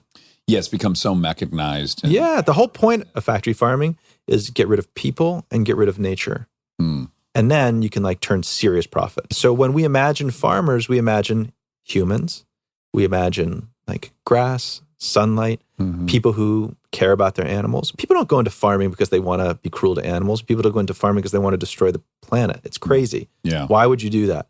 People go into farming because they like animals and like the planet. And they like the idea of providing, right? I don't know if you'll like this given your history, but we have an area on I-5 if you're driving to San Francisco. It's one of the biggest cattle I lots. know You probably exactly went there. what you're about to say. I've been there. Yeah. And it is, man, the first time you see that, you're like, oh, I can't see the end of it. And I know that my eye can see 20 miles. You can't smell the end of it either. Oh, it's in awful. and they have to water the tops of the cows because the birds will be on there just eating them alive. I mean, it is horrific. But don't stop your car to look, because like if you do, some guy's going to pull up in a pickup truck and say, keep it moving. "What are you doing? Keep it moving." Yeah. Oh, really? Yeah. Like No, when the secrecy of like animal agriculture in the United States is crazy. If you wanted to know about any food, this water that we're drinking, this whatever snack you've had, go get a bagel. You could say to the guy who bakes it, "Hey, like how do you do this? What's up?" I'll guarantee they'll say, "Come on back, I'll show you. You mix the flour, you do the water." Yeah. This is the exception. It's like the military, like the level of secrecy, and it got much, much worse after September 11th. To trespass now on a farm is considered an act of domestic terrorism. Oh, really? Because what they proposed that someone would poison the food supply chain or something? Yeah, and nobody will ever be a more efficient poisoner of our food supply system than our food supply system. Yeah. Yeah. You know, 38 million people a year get sick from foodborne illness from animal agriculture almost exclusively. You know, we have animals that require antibiotics Yes. to live. You know, the turkeys that are sold in the United States, not some, not most, not 90%, 100% of the turkeys that are sold in supermarkets in the United States are the product of artificial insemination because they've been bred to grow so big that they can't have sex anymore. And like this is our symbol of what's natural and a harvest and a bounty. And Yeah. I always find it interesting when people start to wince when talking about like a veggie burger, you know? Oh, yeah. Like it's just not natural. As like, but an animal that can't have sex and has to be. I will say, just to circle back, I do think in general, the other big issue for me is I do think, and this goes for alternative energy, anything, you cannot rely on people's shaming and ethics to steer us out of this. Like the market has to create options that are delicious, affordable, all this stuff. And I do think things like Beyond Burger and Light Life and all these things, they really they're solving the problem in a way. I just think appealing to people's like guilt and everything, I just don't see that as the way out of this stuff. Maybe I'm just cynical in nature, but I don't think that appealing to guilt is the way out. I think appealing to people's own instincts is helpful. I mean, I agree with you that as things change in like the marketplace, it just gets easier to make good decisions. Yeah. I also think we're capable of making good decisions on our own, and like other social justice movements, you know, like look at what's happened with gay marriage in the last 10 years. Yeah. You know, those weren't the result of legislation. I mean, ultimately legislation followed the public will. Yeah. And it wasn't the result of any change in the marketplace. It's because things happen from the ground up. Yeah. You know, conversations in families, conversations that escalated to being in media and culture. So individuals can't do this stuff alone. And one of the problems is, like with climate change, if what it took to solve climate change was to stop like punching ourselves in the face, then we would have solved it already. Yeah. But we have to do less of things that are really good, you know, that we like, either that are pleasurable, like flying or eating meat, or that even feel like ethically good. Like it feels good to see other parts of the world and have your perspective expanded. I like the idea of taking my kids to other parts of the planet. And I like eating the kinds of foods my grandmother served me. But, you know, this is our situation and it's dawning on us. Yeah. And people like us don't want to think of ourselves as science deniers. We really don't want to think of ourselves as ignorant. So then we have a choice. Like we can act on what we know, or we can not act on what we know. Not because someone's shaming us. Maybe nobody's telling us to do it at all, but because we have like an awakening. You know, that this is, I want to be part of the solution. I want my kids to witness me being part of the solution, not because I'm self-righteous, but because I want them to have what I have. I love my life. Like, I love, you know, being able to walk outside. I love being able to experience the seasons. I love coastal cities. I want people, not only I'm related to, but like halfway around the world who I'll never meet to have these great things. I don't think that that's a kind of shame or a negative emotion. And I don't think it's something that has to be forced on us, but it does require like a collective shift, a new norm for how we think about these things and live. Yeah. You have a new book, which is also not fiction. We Are the Weather. We Are the Weather. Yeah. And what it's about, it must be about the climate. It's about the climate and food. Oh, okay. So good. We were already kind of talking in the realm. Accidentally. Perfect segue. Yeah, it's not an argument that I'm making, and it's not some conclusion that I reached and wanted to share. I was having a hard time over the last couple of years thinking about climate change and knowing what I know, which is no more than you know. You know, I like read newspapers sometimes. I read magazines sometimes. I listen to podcasts. People forward me stuff. I'm a citizen, you know, in the world. And knowing what I know about climate change and caring as I care, not because I'm an especially sensitive guy. I don't think of myself as an environmentalist. I'm just like a person in the world who likes living on this planet as it is and who has kids, which I think also influences my thinking.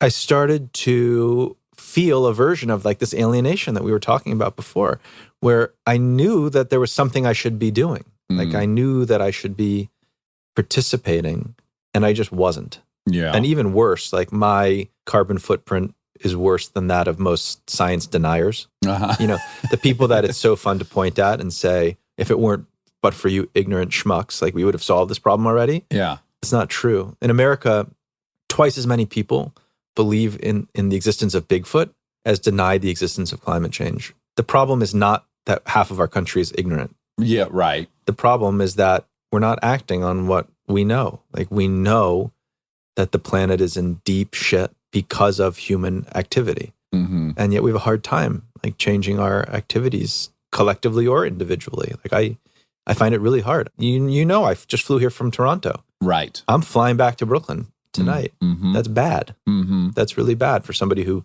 knows what he knows and cares as he cares. Yeah. So it's a struggle, but we have to engage with the struggle and not just like throw our hands up in the air and say, well, whatever. You kind of hinted at it earlier, and my wife's on a show called The Good Place, which kind of explored this in a very interesting way, which is they kind of had discovered that the good place is like heaven, basically, right? And they had discovered no one had been admitted in the last like 300 years or whatever it was. And it's because the world has become such a complicated web that any decision you make, if you really want to track what impact it has downstream, it's almost impossible to not have casualties just by being alive, because everything is so complex and interwoven. And so I think what's daunting about it is what you brought up earlier, which is like, if we're constantly evaluating, are we perfect, we're going to be defeated immediately, as opposed to like focusing on incremental steps or the best next step, as opposed to, the stakes of it just feels overwhelming. I completely agree. And it's helpful to like simplify things as much as possible, to acknowledge that we're going to cause harm pretty much whatever we do. Yeah. But not all harm is equal. Like the industrial, vegetable production is bad, but it's not nearly as bad as industrial animal agriculture. Flying on a plane is bad. It's not nearly as bad as flying on a private plane. Like there's a hierarchy of like how much destruction we're causing. Yeah. I just agree with you. It's overwhelming. And that feeling of being overwhelmed leads, I was going to say people, but I'll just say me because it is my experience, to these two different modes.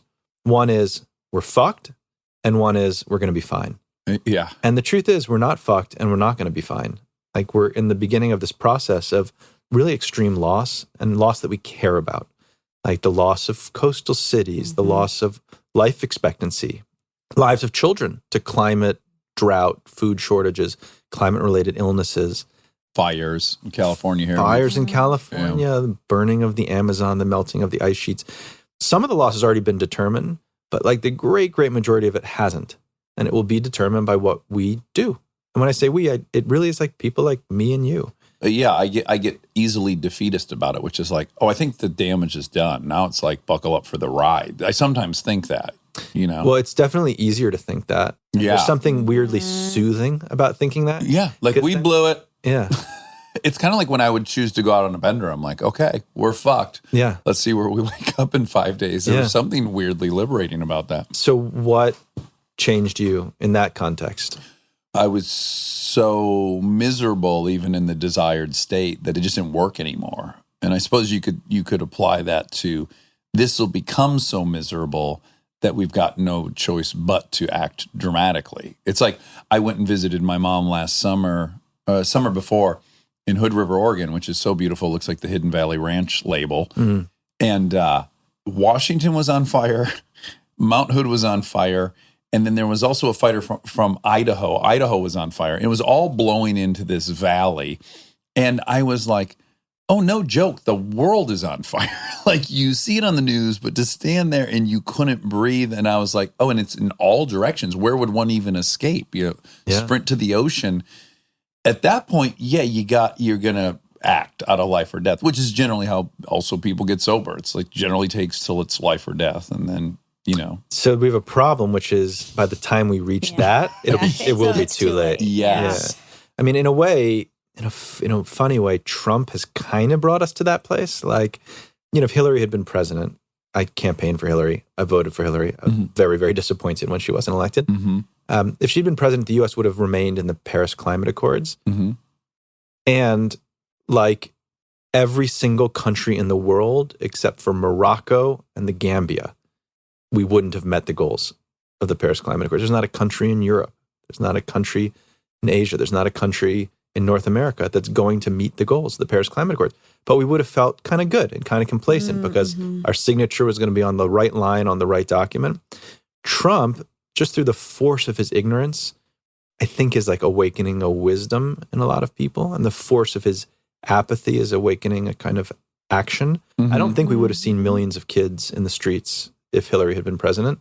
That is the crazy thing about viewing history pulled out enough, where it's like, of course, now us liberals somehow kind of think George W. Bush was great in some way, right? Like now I think he's kind of charming and cute. I'd love to have a beer with him. Yeah. But I was aware at the time, it's like, well, thank God he was so reviled at the end of his presidency, because it really paved way for our first black president. And that might have been another 40 years out had it not been for him. So what a service he provided in some weird way. And my glass half full opinion of Trump is like, we might get our first female president out of this, or we might get a real substantial commitment to the climate, or we might, Yeah. So yeah, in the long term, I don't think we know yet what the result is of that. Well, I find that like conversations about climate change tend to be about other people. It just always becomes about somebody who isn't present. Yeah. So I'm curious just about you. Like, I'm the worst. well, when you were talking about this experience in Oregon, when there were all these fires and you had this moment of like, holy shit, this is for real. Yeah. Did it change you? No. No. And why do you think it didn't change you? I have this totally flawed, erroneous assessment of the situation. This is what I tell myself. And this is all to relieve myself of the guilt, because I love off-roading and motorcycles. I tell myself, hey man, it's 1920 and prohibition's coming. It's coming. The party's over. So am I going to be the person that quits drinking 2 years before prohibition, or am I going to fucking be the last guy drinking? You know what I'm saying? Mm. I know that's so repugnant, I'm sure, to a lot of people to hear me say that. But it's truthful. I go like, oh, this ride's about to end. Everything's going to go electric. That's obvious. It's so clear. I want them to invest all the money that goes into the DOD into renewable technologies. I want that. I think Tesla's the answer, personally. I'm like, no one's making a sacrifice to drive a Tesla. It's a fucking awesome car, and it's a big win. Why wouldn't someone do it? That's the solution. That's all coming. These are the dog days of my fossil fuel life, and I'm going to enjoy it. Am I horrendous? No, I've certainly never heard that before. I mean, you're hastening the end, right? Like the more you do of these things, one of the problems with climate change, unlike prohibition, is it's a ticking clock. And if we don't solve the problem, then we will never, by a certain time, then we will never be able to solve the problem, because we enter into these positive feedback loops. Like, they amplify each other. You start letting more methane out of the swamps. Yeah. And the higher and then whatever you do, there's no going back. Yeah. So there is like a responsibility to act now, or there's an imperative to act now. I also don't know who these leaders are who are going to make the changes that you're talking about if they're not forced to. Yeah.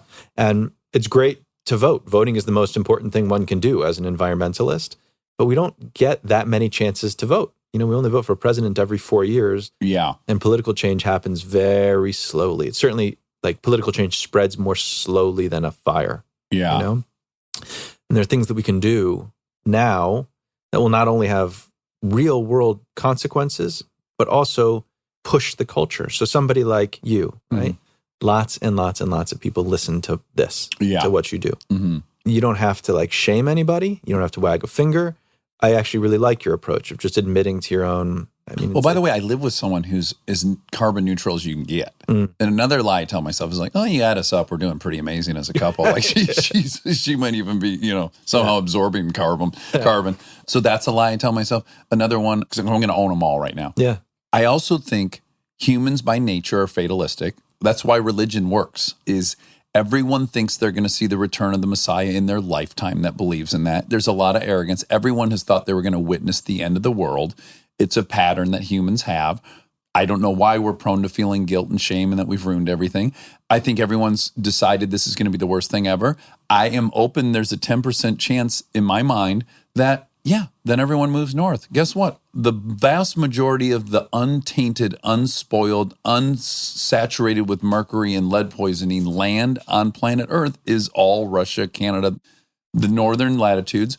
Utopia might be we were forced to move there. It got warmer. It was sustainable there. We did it the right way this time. We may look back and go, oh, thank God all that happens. I know that sounds crazy, but there's 10% of my brain that goes, yeah, this is the same thing, and everyone's going to think it's so terrible, and we're going to look back on somehow this, Again, I would not bet on that. I would try to lobotomize that 10%. Okay. Because it may be that for people like us, we will have the ability to move to Canada. The great majority of humankind will not have that ability, doesn't have the ability now. We're already seeing it. Yeah. Unfortunately, climate change is a problem where the people who are most responsible for it are going to be the last to really feel it. Yeah. And there's millions and millions of people suffering right now because of our reluctance to make small changes. No one is asking anybody to like flip a switch and become a different kind of person.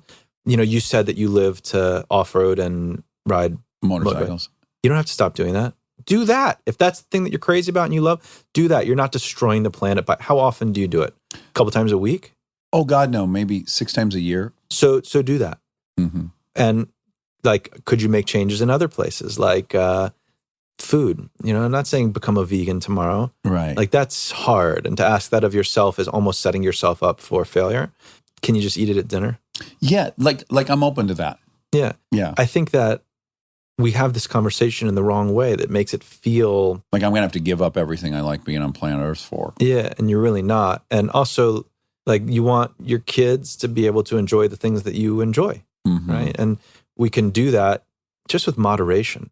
Yeah, I'm like the gun guy who's like, you're coming for my guns because you want to get rid of assault rifles. Well, unfortunately, that's the way everybody is now with the climate. Like even like Elizabeth Warren had this like news clip that went around where she was like, corporations want you thinking about your light bulbs, want you thinking about your car choices. I mean, as if there's anybody who doesn't give some thought to those things. But, well, I'm here to tell you, no one's going to take away your car. No one's going to take away your cheeseburger. And I was like, she sounds like fucking Charlton Heston talking about a gun.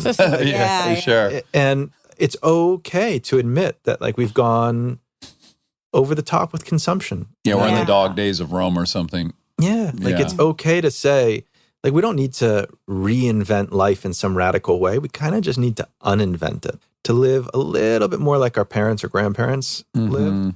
You don't need to never have meat again, but we also need to stop having like a massive brick of meat at the center of every single plate that we ever put in front of us. Yeah. We don't need to stop flying, but we do need to like change how we fly. I had this really, really moving experience that happened about 2 weeks ago. I was in Brussels. I was giving a reading from this book.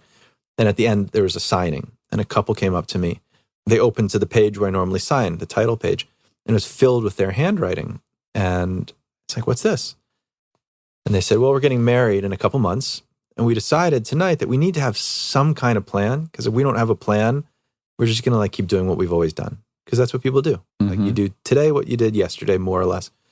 And their plan was eat vegetarian unless served meat at a friend's house, eat vegan 2 days a week, have no more than 2 kids, and drive no more than 1,500 kilometers a year. This was in Europe.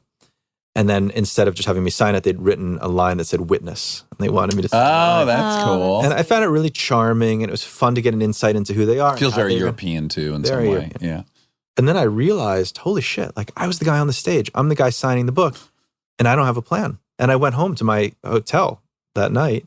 I took a piece of hotel stationery and wrote out a plan because I realized I'm that schmuck who says, yeah, I'm going to try to fly less, which means nothing. Like if you say that, you just live like you live before. Like, I'm going to try to drive less. It means nothing. Nothing. It's empty. And worse than empty, it's like pure narcissism. It's just virtue signaling. Like, look at me, I'm the good guy. Yeah. Yeah. So my plan was to not eat animal products for breakfast and lunch, and at dinner I'm a vegetarian.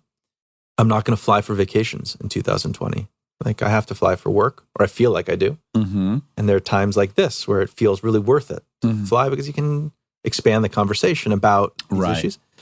But I don't need to fly for vacation. I live in New York. I can take my kids on a train to like a million awesome places where we will have no less fun, and maybe even like sharing the story of why we're taking the train could add something. Yeah. I'm not going to take more than 3 cab rides a week. And I'm going to give a day of the week to volunteering for 350.org, which is an environmental organization that I really believe in, and working in the New York City public school system to talk to kids about like what's going on and what's the reality and what is your own power, inside of this situation that can feel so alienating and distant and depressing. 350.org. Yeah. My only point is, you don't have to be dishonest about what your limits are. Like you say, I love biking and I love off-roading. So that's like on the other side of your limit. Just like keep that away. Yeah, it's almost like people who go to SLA, right? They have to define sobriety because you can't not have sex, right? Yeah. Or if you're in a relationship or you get married. So there's circles, right? And you draw these circles and you decide, for some guys, it's no hand jobs at massage parlors anymore. Yeah. And that's the final circle. And then their sobriety is if they don't do that, then they're sober. And then it's a very similar approach. That's a really powerful, I didn't know that. Yeah. I like that. But yeah, you can define what your circle is and what you're going to stay inside of. Yeah, giving it words and like numbers. I'm rarely encouraged, and this is having an effect on me. Good. This is the thing, like we're all on the same team, and not everyone can contribute in the same ways, like. Well, I can admit I'm in the best possible scenario to do it better because I have resources and most people don't. I'm not scrambling to just keep my head just barely above water in a way that so many Americans are I get it. Like, I'm sorry. Yeah, that's important, but fuck, man, I can barely get these kids to and from and then pay for everything. Well, I'm really glad that you brought that up because I think there's a misunderstanding about a lot of these things being elitist when they're really not. So Harvard Medical School did a study in 2018 and found that it's $750 a year cheaper to eat as a vegetarian than as a meat eater, as to eat a healthy vegetarian diet as opposed to a healthy meat-based diet. And it's $250 a year cheaper to eat a healthy vegetarian diet than an unhealthy meat diet, like Burger King. McDonald's, yeah. 2.5 times as many people who make less than $30,000 a year describe themselves as vegetarian than people who make more than $75,000 a year. Oh, really? And people of color are disproportionately vegetarian. So you often hear people say like, yeah, but it's a privileged like white guys thing to talk about eating less meat, but it's actually privileged white guys who level that complaint most often. It's just not in keeping with reality. There are two really important caveats. One is there are people in the country who just don't have access to fresh food. Yeah. Right. Like live in urban food deserts. And that's a huge problem that we need to solve. It's wrong. There should not be anybody who doesn't have access to fresh, good food. But we shouldn't just point at them as a justification for our not changing, which is often done. The other point I would make is even if it's cheaper, it's still harder for most people to like eat less meat because we're used to doing it in this way. Well, it's so convenient. There's a drive-through on every corner. Yeah, or you just go to a supermarket, buy like a burger and put it in a pan and that's it. And you'll get full. And it's like a lie to pretend that it's easy to just like completely change the way that you think about food. I find it hard. And I have all the like privilege in the world and I have all the time in the world. And if I find it hard, then I know that other people are going to find it hard. So we just have to find ways of doing it incrementally and like applauding each other's efforts and achievements rather than like, shame you're the asshole who tells me this but also does that. Yeah. Now I really need a burger to regulate my feelings. If you shame me, now I'm going to sprint towards In-N-Out. Well, you're a goddamn pleasure. I'm really glad you made your way from Toronto here. Really appreciate it. We Are the Weather. We Are the Weather. And when does it come out? Is it already? It's already out because you're signing. About 2 weeks. 2 weeks. Yeah. Okay, great. We Are the Weather. Is it on audiobook? Yeah. In fact, yours truly. No way. Great. You have a very soothing voice. Oh, this is a done deal then because I listen every night to an audiobook. Yeah. Okay, great. I'm going to Audible when I get home tonight, and I'm going to get it, and I'm going to listen to it. So thank you so much for coming in. I wish you a ton of luck and talk to more idiots like me and slowly help us. There's only one idiot like you. All right, thank you. Thank you. And now my favorite part of the show, the fact check with my soulmate, Monica Padman. I'm enjoying a rare indulgence right now. Tell me. In the trailer. Still on our field trip. I got you 3 cookies from catering. You did. I broke my fast and had some thinking, oh, I'll bite. Now I've had at least half of one of those cookies, maybe even a full one. They're pretty tasty. Yeah, that chocolate. Anytime the chocolate looks like it's already melted in there, even though it's not fresh out of the oven, that's very appealing to me. Yeah, it has a nice mix of crispy and soft. A lot of butter. The butter crisped up. I wonder how many people are pulling into Come and Go right now and buying some chocolate chip cookies. Do you think they have good cookies at Come and Go? Oh, the best. No. Yeah. Okay. Yeah. They have cookies and cream at Come and Go. Ew. Gross. Gross. I love my Come and Go t-shirt, by the way. Yeah, I think they thought like they were sending me like a joke. Yeah. Joke's on them and me. I think it's a really cool shirt. It is a cool shirt, and it's pink. It's pink, which I don't own many pink tops, if any. You almost need that pink pastel backdrop to put a word like cum, K-U-M, on it, and for it to not be aggressive. Offensive. Yeah. They designed that nicely. Like if the shirt was black and it said cum in gold. In white. Oh, in gold. You'd be like, ooh, too aggro for me. Yeah. Those are my colors. I just put it in my world. Sure. Yeah. I really want you to declare some colors, by the way. I think it's added to my life. All right. Did either parent, like my poor dad, it was decided that he liked elephants. Oh, I know. Yes. This. In every birthday, Father's Day, Christmas, I just went to the mall and I tried to find a statue of an elephant. And I did. I bet I personally bought him 36 elephants. And his poor house was just, there was hundreds of elephants. Everyone would get them. I know. Come in. Sorry to interrupt. You should be, Nick. I am. I'm very sorry. If anyone follows Instagram, then I posted a picture of the man on set who humiliates me physically. Sure. He's now in the trailer humiliating me in front of Monica and Rob. I've just been the best way to do it. I didn't mean to do that. I'm really sorry. This is Nick from season 2 of Bless This Mess. And now, do you know, Monica, that Nick and I have elevated our friendship? We've got a work friendship. Okay. But we have a loose plan to work out in my basement. Oh, my God. that I actually am really excited for. Me too. I'm I looking think forward we can to make it. some real strides working out with each other. Some real gains. Yeah. Yeah, I'm nervous because you're clearly much stronger than me, but I'm going to put on a good show. Obviously, we're going to be trying to impress each other, but we can't get hurt. It's going to be No a one mess. can get taken out. I mean, ideally, both of us have a hard time walking the next day, but not a full out. Copy. Yeah, no. Are they calling for me? Yes, They are. Yes. They'd like to see me on set? Okay. Yes. Okay, well, So we'll I put just a pin in this. But a great come back. stop by from Nick. Yeah. Thanks for the stop No, by. thanks for having me. I didn't mean to stumble in like No, well, that should be your autobiography, stumbling into fun shit. Right on. So as soon as you're ready, we'll see you over there. But anyways, back to the elephants. When he died and I went back to his apartment to I don't even know, tell my brother what was in there, you know?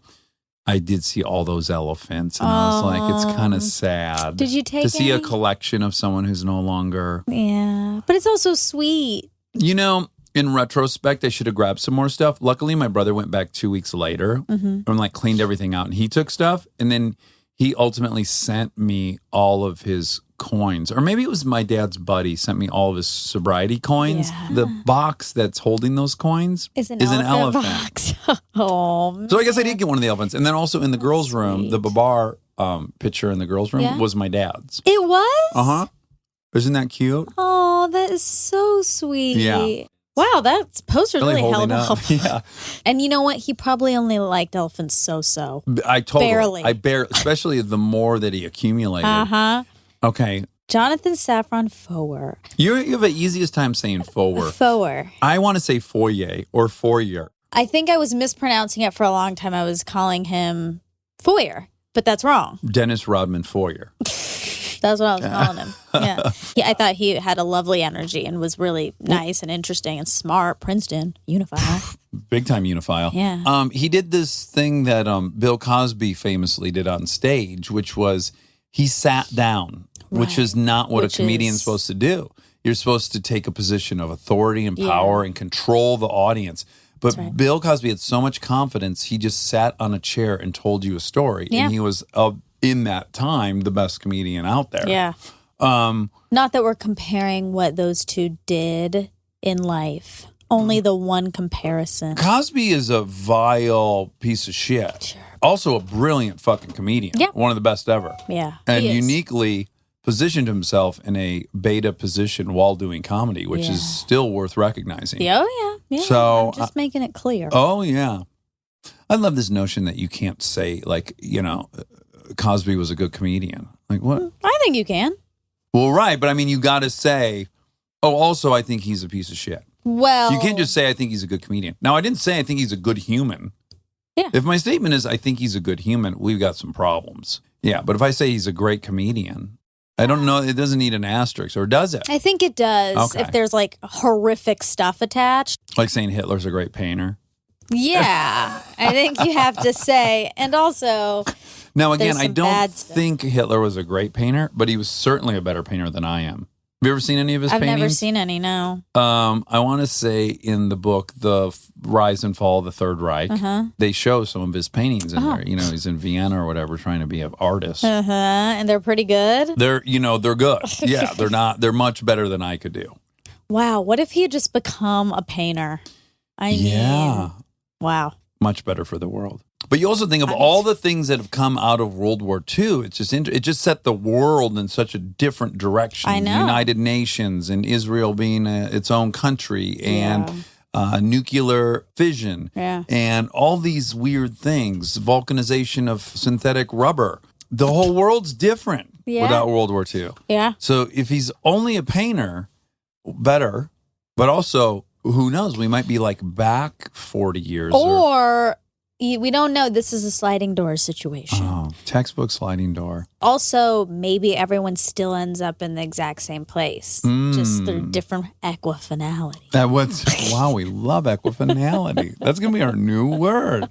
We're going to say it in every fact check. I find that I have a desire to explain that concept often, and I don't have the word for it. Now I do. I always talk about Kristen and I took radically different routes to the same house with the same kids. That's equifinality. Well, that's aquafinality. That's aquafinality. You're right. Don't get it All mixed up. rivers lead back to the ocean. Aquafinality. But Jonathan. Yeah, Jonathan. Well, what I was going to say about him, the reason I brought up Cosby. Sure. Was he refused to modulate his energy to meet mine. Yeah. Which was awesome. Yeah. Because I had to kind of come down to his energy. And I loved existing at his energy. It was very thoughtful. Yeah. But it was funny, though, because in the room, I felt that. Yeah, he's not getting like riled up by this, or his focus is small, it seems, which...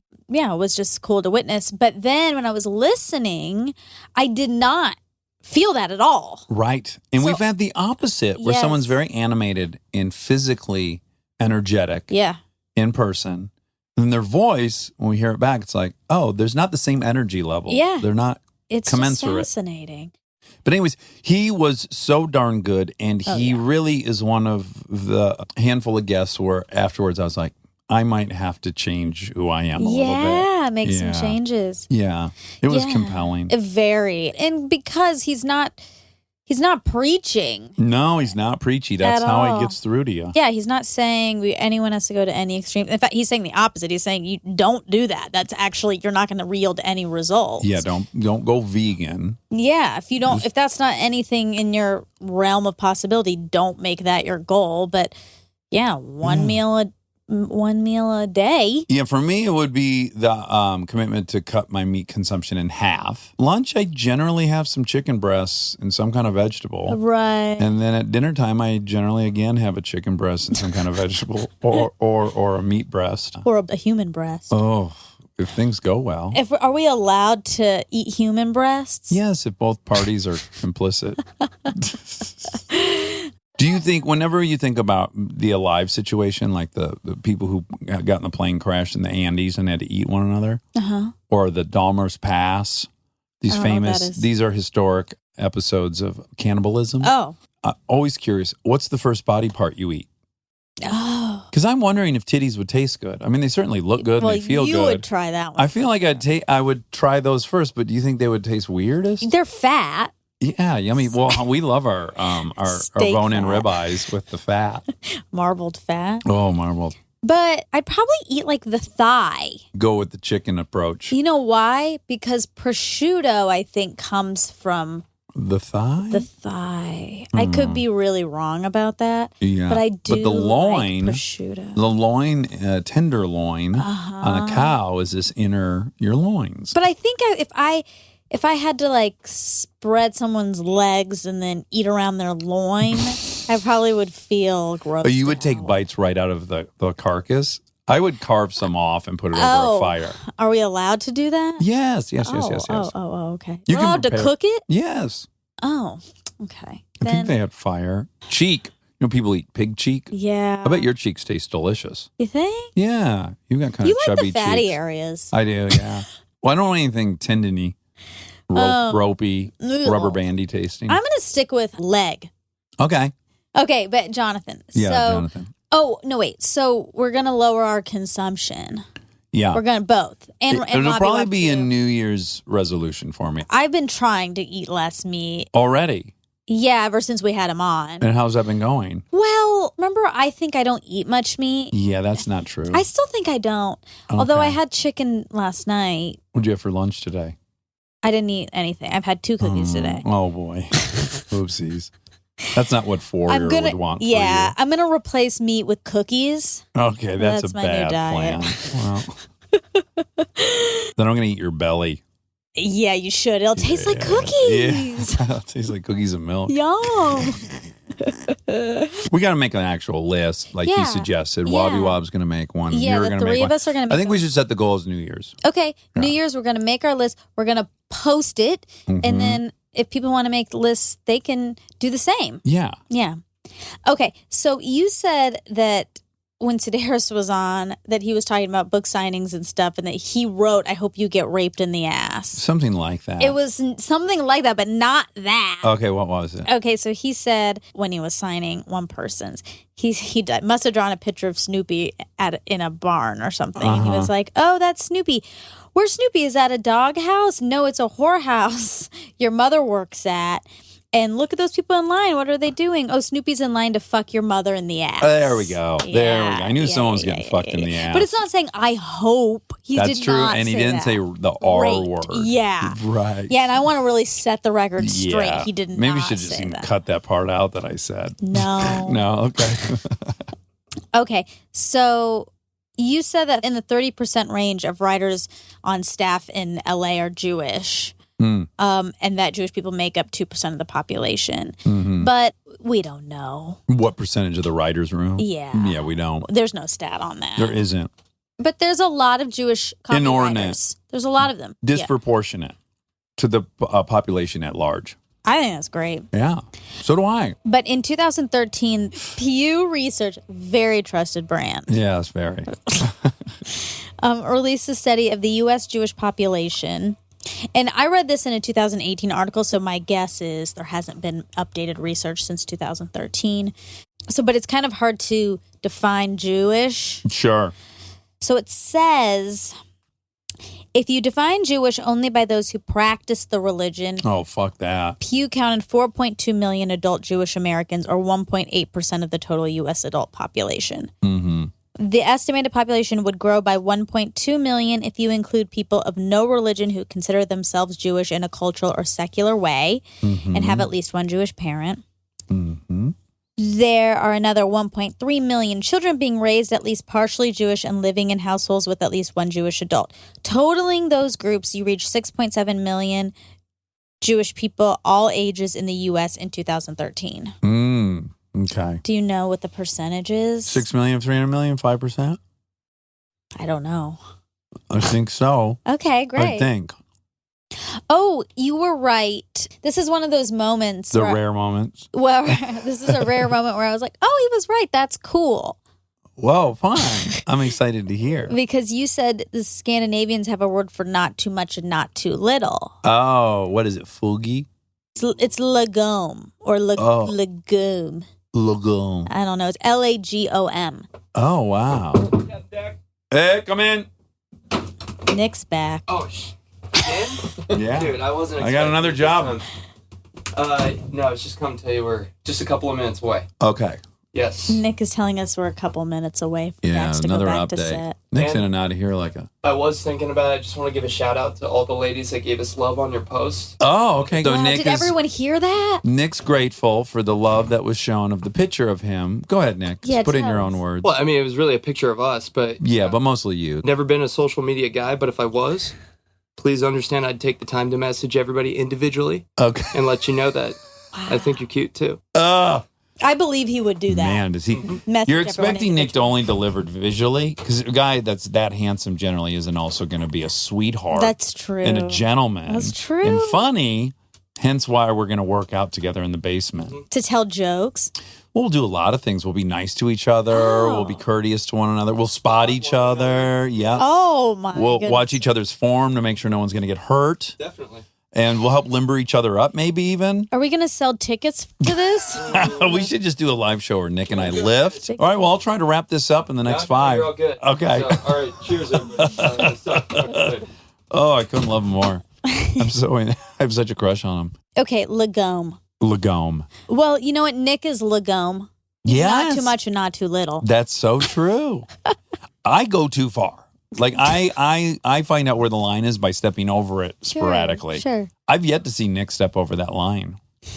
And he's dancing on fucking razor blades. I mean, doing a he's good job. walking a tightrope. He's Yeah. doing a good job. Okay, lagom is an overarching concept heavily ingrained in the Swedish psyche. Loosely translated as not too much and not too little, just right. Oh, very Goldilocks. Very Goldilocks. I wonder if that's a Scandinavian story. I wonder. I bet it is. It feels very... white. Yeah, very white.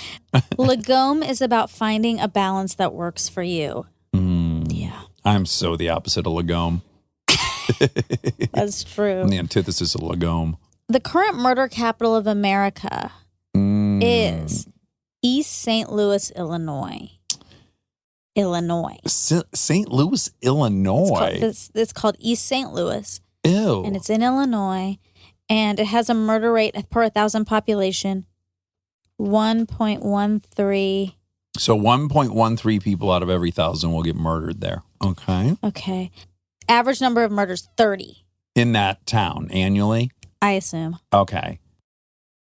Oh, okay. I feel so embarrassed. Oh, no. Because when he was telling his story, I assumed that the substitute teacher was a female. Oh, yeah. And it was a male. And you're so embarrassed by that. I am embarrassed. I should be embarrassed. That's embarrassing. Now, it's very anti-feminist. What's interesting is there's a couple layers there because one, I was immediately going to say, like, I didn't do that. You didn't. But I'd love to do that, you know? Like, I generally I fall into the stereotype. Yeah. I think because I knew they were making an explosive device. Oh. I thought, like, that's more of a guy teacher thing to do. You did another stereotype. Yeah. Which I'm going to go out on a limb. You can take me to court over it. I think guys are more into pyrotechnics than women. I'd do. I'd say so, yes. So, but I do believe now that I think about it that he was saying that the experiment was already set. I think. It was his science teachers. You know, I think I went to the stereotype of STEM, where I was like, oh, it's a science teacher, it's probably a guy. Oh, wow. So in that case, I'm not embarrassed. Right. Yeah, no, you did it right. But I didn't because it was a substitute teacher. That's the part that's bad. I generally do think of substitutes as being women. I feel like there were more female substitutes. But mind you, there were more female elementary school teachers in general than male. Well, and I will say this. When he's telling me the story, I am picturing my high school physics class. Like, that's the room I have in my head. Yeah. And I had all my science teachers were female. They were? Yeah. Oh, that's great. So maybe I'm just extra feminist, and I'm like, only females can do science classes. But here's a bigger global debate, which is if you're going to take a guess at something, you should guess whatever the percentage favors. You'd be a dumbass not to. Like, if I've got money on $1,000, I'm going to guess whether the science teacher is male or female. And I happen to know that 70% of science teachers in America are male. That doesn't make me anti-feminist to say male. That's just statistically the best guess. Well, yeah, but we don't know that that's true. We don't know that it's true. We do know that's well, no, but we do know that STEM is drastically more populated by males in college. It's a big issue that we're trying to address. Trying to get more females in STEM. Yeah, and then there becomes this, like, if you're guessing, it's logical to guess that it would be a male. It's not a moral dilemma there. It's a statistical probability that you're betting on. I mean, I guess. And also, like I said, every single one of my science teachers were female. Yeah. So that's great. Thank you. Pause.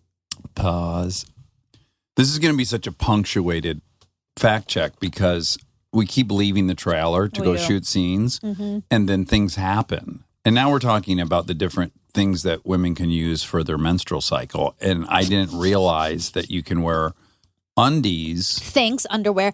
If you're listening, I'd love some more. Oh, wow. And you're saying that you're perennial tampon user, nocturnal diaper wearer. That's right. I wouldn't call it a diaper. Okay. Wow, your mouth is packed. What kind of soup did you get? That's another thing. We stopped for soup. Here's the best part about being on a film set is there's food all the time. And now there's a soup bar. Yeah. And I had a meatball soup. Wobby Wob had meatball soup. What did you have? Chicken and wild rice. Oh, was it great? It was really nice. Oh, good. I mean, I would give the soup I just ate 8.5. Rob? I'd say 7 or 8. Okay. Dang. And you're a foodie. I should have gotten that. What would you give yours? A 6.5? Yeah. Okay. And I wish I had tried the Cajun potato. Yeah, That one smelled nice. Smells nice. Yeah. Now, and we're going to get interrupted in a minute because Armando, who's the sweetest human being in the world, has prepared a special treat that when you visit, I make sure that he makes for you. Sounds so bougie. But it's me, not you. You don't come here and go, Armando, can I have the banana wrap? Crepe? But he's going to make it into your car. Oh, come in. Banana delivery.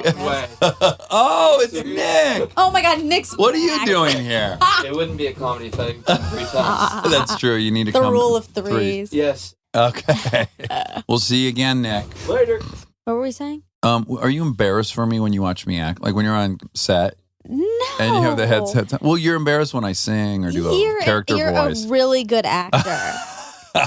Singer, I can't say that. No, I'm not about. a good singer. I'm not a good singer. And you're not making crazy faces and staring straight at me when you're acting. But in that particular scene, I was having to play a little disheveled, so I was making some bigger choices. But you weren't staring straight at me and like you're testing me. You know? Oh, I get it. So maybe we're onto something. Maybe you're more nervous about that I'm expecting some reaction from you, and you're like, I don't know how to give you what you want. That might be it. That's how I feel when people play guitar and sing. You know, and they look right at you while they're doing it. That's what you're doing. But again, I don't mind looking at them singing and playing guitar. I start panicking about what my feedback's supposed to be. So it's really my own insecurity. Yeah. It might be that. Oh, that could be. We just went on the... Oh, yay! Come in. Oh, yes. The party continues. Oh, my goodness. Thank you so much. Thank you, Armando. Oh, you sweet son of a bitch. I love you. Thank you, Armando. Oh, our treat arrived. Can't eat this on here. I'm going to take one bite. No one can listen to this fact check. This is a nightmare. Yeah. So I think the last thing we were really talking about was the substitute teacher and feminism. Is it anti-feminist to just be talking about statistics? Yeah. I don't think so. It's not about my experience with science teachers. It's my experience with substitute teachers, I think. And I would like to know like, what's the percentage of female, male? I think in general there are more female teachers than males. Yeah. And then I think in general there are more male STEM teachers than female STEM teachers. I guess all I'm asking you to do is to do a hypothetical. Let's say it is a fact that there are far more female substitutes, and you thought of a female. Mm-hmm. And let's say it's a fact that there's more male STEM teachers. Why is that wrong to guess the one that's in highest percentage? I don't think that's not like a moral dilemma, is it? No. Okay. But you also don't know the percentages. Do you want to make a bet right now? I'm not like, oh, I hope it's women. Kind of, though, right? You hope that there's as many female STEM teachers as male STEM I teachers. would love That's for the that desire. to be the case, but I'm not saying that's what it is. I'm not arguing with you saying there are more female Right. or the same amount even. I just don't know what it is. You don't know, right? And you don't know either. No, And so I believe that to be true. So when I'm making my guess, it's based on this, what I believe is true. You go to statistically what's most probable. But in your mind. I mean, we can find out a stat on that. Do you want me to do it really quick? Just ask. Sure. Yeah, let me just ask. What percentage of high school STEM teachers are male? National data show that 77% of all teachers are women, 9% are Hispanic, 7% are black. Okay, so right out of the gates, we agree more women are teachers. Uh-huh. There are many more female STEM teachers now than 20 years ago. Over the last 2 decades, the science, technology, engineering, mathematics teacher field has become much more female, slightly more diverse, and more qualified. Perhaps most notably, the percentage of female STEM teachers has dramatically increased from 43% in 1988, which is roughly when his story took place, to 64% in 2012. 64%. So now you would be smartest to guess it's a female STEM teacher. Mm-hmm. But in 1988, 57% of them were males. Yeah. Yeah. Well, We both feel vindicated. Yeah. Right? Yeah. I do, because I went with the majority. The majority then. Yeah, his story was set in 1988. Okay. Or around then. But you're in the also 80s. wrong. I'm not wrong. Yeah, you are, because that person was a substitute teacher, not a science teacher. Substitute teachers are their own category. They're not They are. teachers of that subject that just happen to step in. They're their own thing that they just pop in. Yep. Yeah. But again, it's all about context. So the whole entire conversation stems from us trying to guess what his teacher was. No. And yes. What his substitute teacher was. Right. Great. Yeah. Yeah. But still, all I'm saying is said in 1988. We weren't guessing what his teacher was yesterday. I would guess in 1988, most substitute teachers were female. That would be my guess. Yes, but I was thinking, they must have special science substitute teachers I know, who would. but that's not true. Well, do we know that? Yeah, for sure. Do you think they send a non-science? Once you're doing experiments, they'd send like some bozo. Well, it sounds like they did send a bozo. They did. No, they do. They like if there's a lesson plan that kids can like sort of do on their own. Sometimes the substitute teacher would just like put that out. Mm-hmm. But no, they're not like specifically qualified for science or math or anything. I buy that. Yeah. Anyway, wow. So Ukraine versus the Ukraine. Oh, right. Well, in 1991, Ukraine gained its independence from the Soviet Union in the aftermath of its dissolution at the end of the Cold War. Before its independence, Ukraine was typically referred to in English as the Ukraine, but most sources have since moved to drop the from the name of Ukraine in all uses. So we're evolving. Yeah. It's changed. It has changed. In people's defense. It has changed. Yeah. In your defense. I've started saying Ukraine and I hate it. You do? Well, yes, because I was raised in an era where you said the Ukraine. Were you saying it a lot? Always. Always. I had a lot of Ukrainian neighbors in Santa Monica. Oh, right. And are we always saying like, oh, my neighbors are from the Ukraine? I'll say the Ukrainians 2 doors down OD'd the other night, which happened. Well, that's normal grammar. You'd say the Germans as well. Or Oh, the right. I wouldn't say Australians. Ukrainians 2 doors down OD'd. Yeah. That was quite a sight.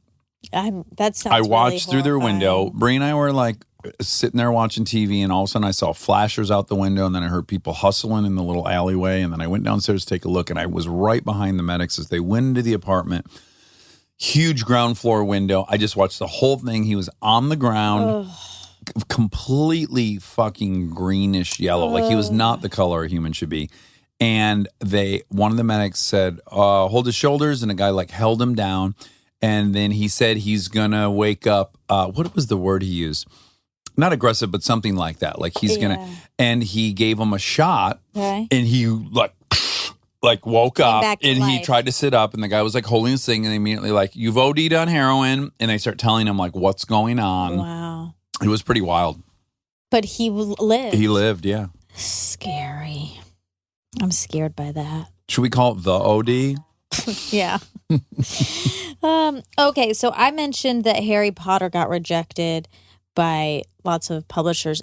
So it got rejected by 12 publishers. Oh, wow. They hate that decision. They definitely do. And she posted some of the rejection letters on Twitter, and I think she like crossed out the names and stuff, but to give people a boost. Oh, that's great. Which I loved. Yeah. Were any of them mean? Yeah. Really? Yeah. What'd they say? Stupid magic story. Who the fuck cares about a little boy? I don't know, because I pulled it up really quick, but I couldn't like zoom in and really read it, so people can go look at it. I.e. your eyes, maybe. Okay, maybe it was my eyes. But people can look that up. But yeah, I did say a few of them were mean. One of them I think was really mean. It's tricky though. It's very tricky because we had the gal on forthcoming episode, the journalist who did Dr. Death. Oh, yeah. And there's also a problem with people going like, don't listen to anyone else. Like some people also aren't getting feedback that they suck at something. Oh, sure. So that's another thing to evaluate. Some people are belligerent in their conviction and they need either lessons or to pick another thing. So that's part of it too. You're right. You know, we hear about the rejection letters that were wrong, but we don't hear about the ones that were right. And probably the vast, vast majority are right. True, but I still think it's a good message to say, keep going, keep trying, because the more you try, the better you will be. Yes. But I will say, I think it might be a story that we also love in this country, because if you look at this country, we believe in the American dream, right? Now, we don't care statistically that the vast majority of people do not migrate north of the socioeconomic group they're born into. But when it happens, We celebrate it so much and we all believe that could be us that it keeps this system afloat that might not ultimately benefit the majority of people in the country. Being tenacious is not ever, I think, going to be a bad thing. Like, I think that's a good I agree. quality. And what do you think about capitalism in general? The notion of the American dream, that in this country, anyone can become anyone. I love that. I love it too as a concept. But if you look at the data and you find out that's not actually true, not everyone can become anyone. That 90-some% of people are just becoming exactly what they were born into. Then you start to have to question whether that premise is actually true in practice.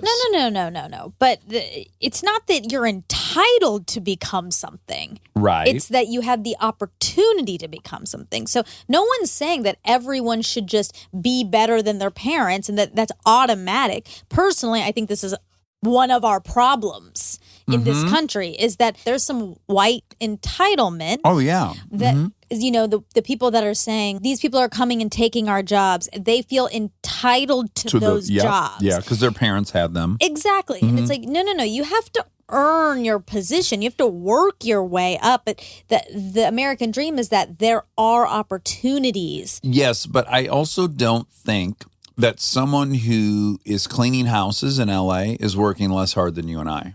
I agree. So I think people are working really, really hard and they're not ascending the ladder. Yeah. And I don't think that people have the same opportunity. I think I had a different opportunity than a black kid did. And absolutely. And those a Latino things, kid. Yeah. That's the truth. And so we have to acknowledge that just because Will Smith made it or Barack Obama became president, it would be easy to say, oh, the thing's working. Look. It produced Will Smith. It produced Barack Obama. Yeah. And then you could just ignore that it's not working for 90+% of the people. Some people would say like, well, they did it. That's my point. So everyone should be. And I totally agree with you. That's crazy. It's supporting something that the data might not support. Well, I think both things can happen. Like we can look at, there's a lot of discrepancy and inequality in this country that needs evening out. And also it's good to put out a message of, work hard and stick to your guns at things. And Chris Rock has the best bit about this. He lives in a big house. He lives in a neighborhood, and Mary J. Blige also lives in that neighborhood. And Jay-Z also lives in the neighborhood. Yeah. And he said, America is a place that a black person can end up living in that neighborhood. He said, but I'm the best living comedian. My neighbor is an average white dentist. Of course, yeah. So yes, if you're the best in the world at something, sure, you can ascend. But if you're just an average white dentist, you can also live right next to Jay-Z and fucking the best comedian alive. I agree that it's so unfair in that way. I think it's unfair to poor white people too. I don't think it's all just black or white. I think people that grew up in Aaron's neighborhood did not have the shot that I did not have the shot that you did. Yeah. There's no system in place to take the kid whose parents are both annihilated drunk and not looking over their homework and not involved. There's no system in place to help that person have the same opportunity I did. Yeah. Oh, that's it. That's it? Yeah. Well, that was a real slalom course of a fact check, right? Bobbing and weaving. If you've stuck with us through this, thank you. You deserve a gold star. A gold cherry. Yeah. All right. I love you. Love you.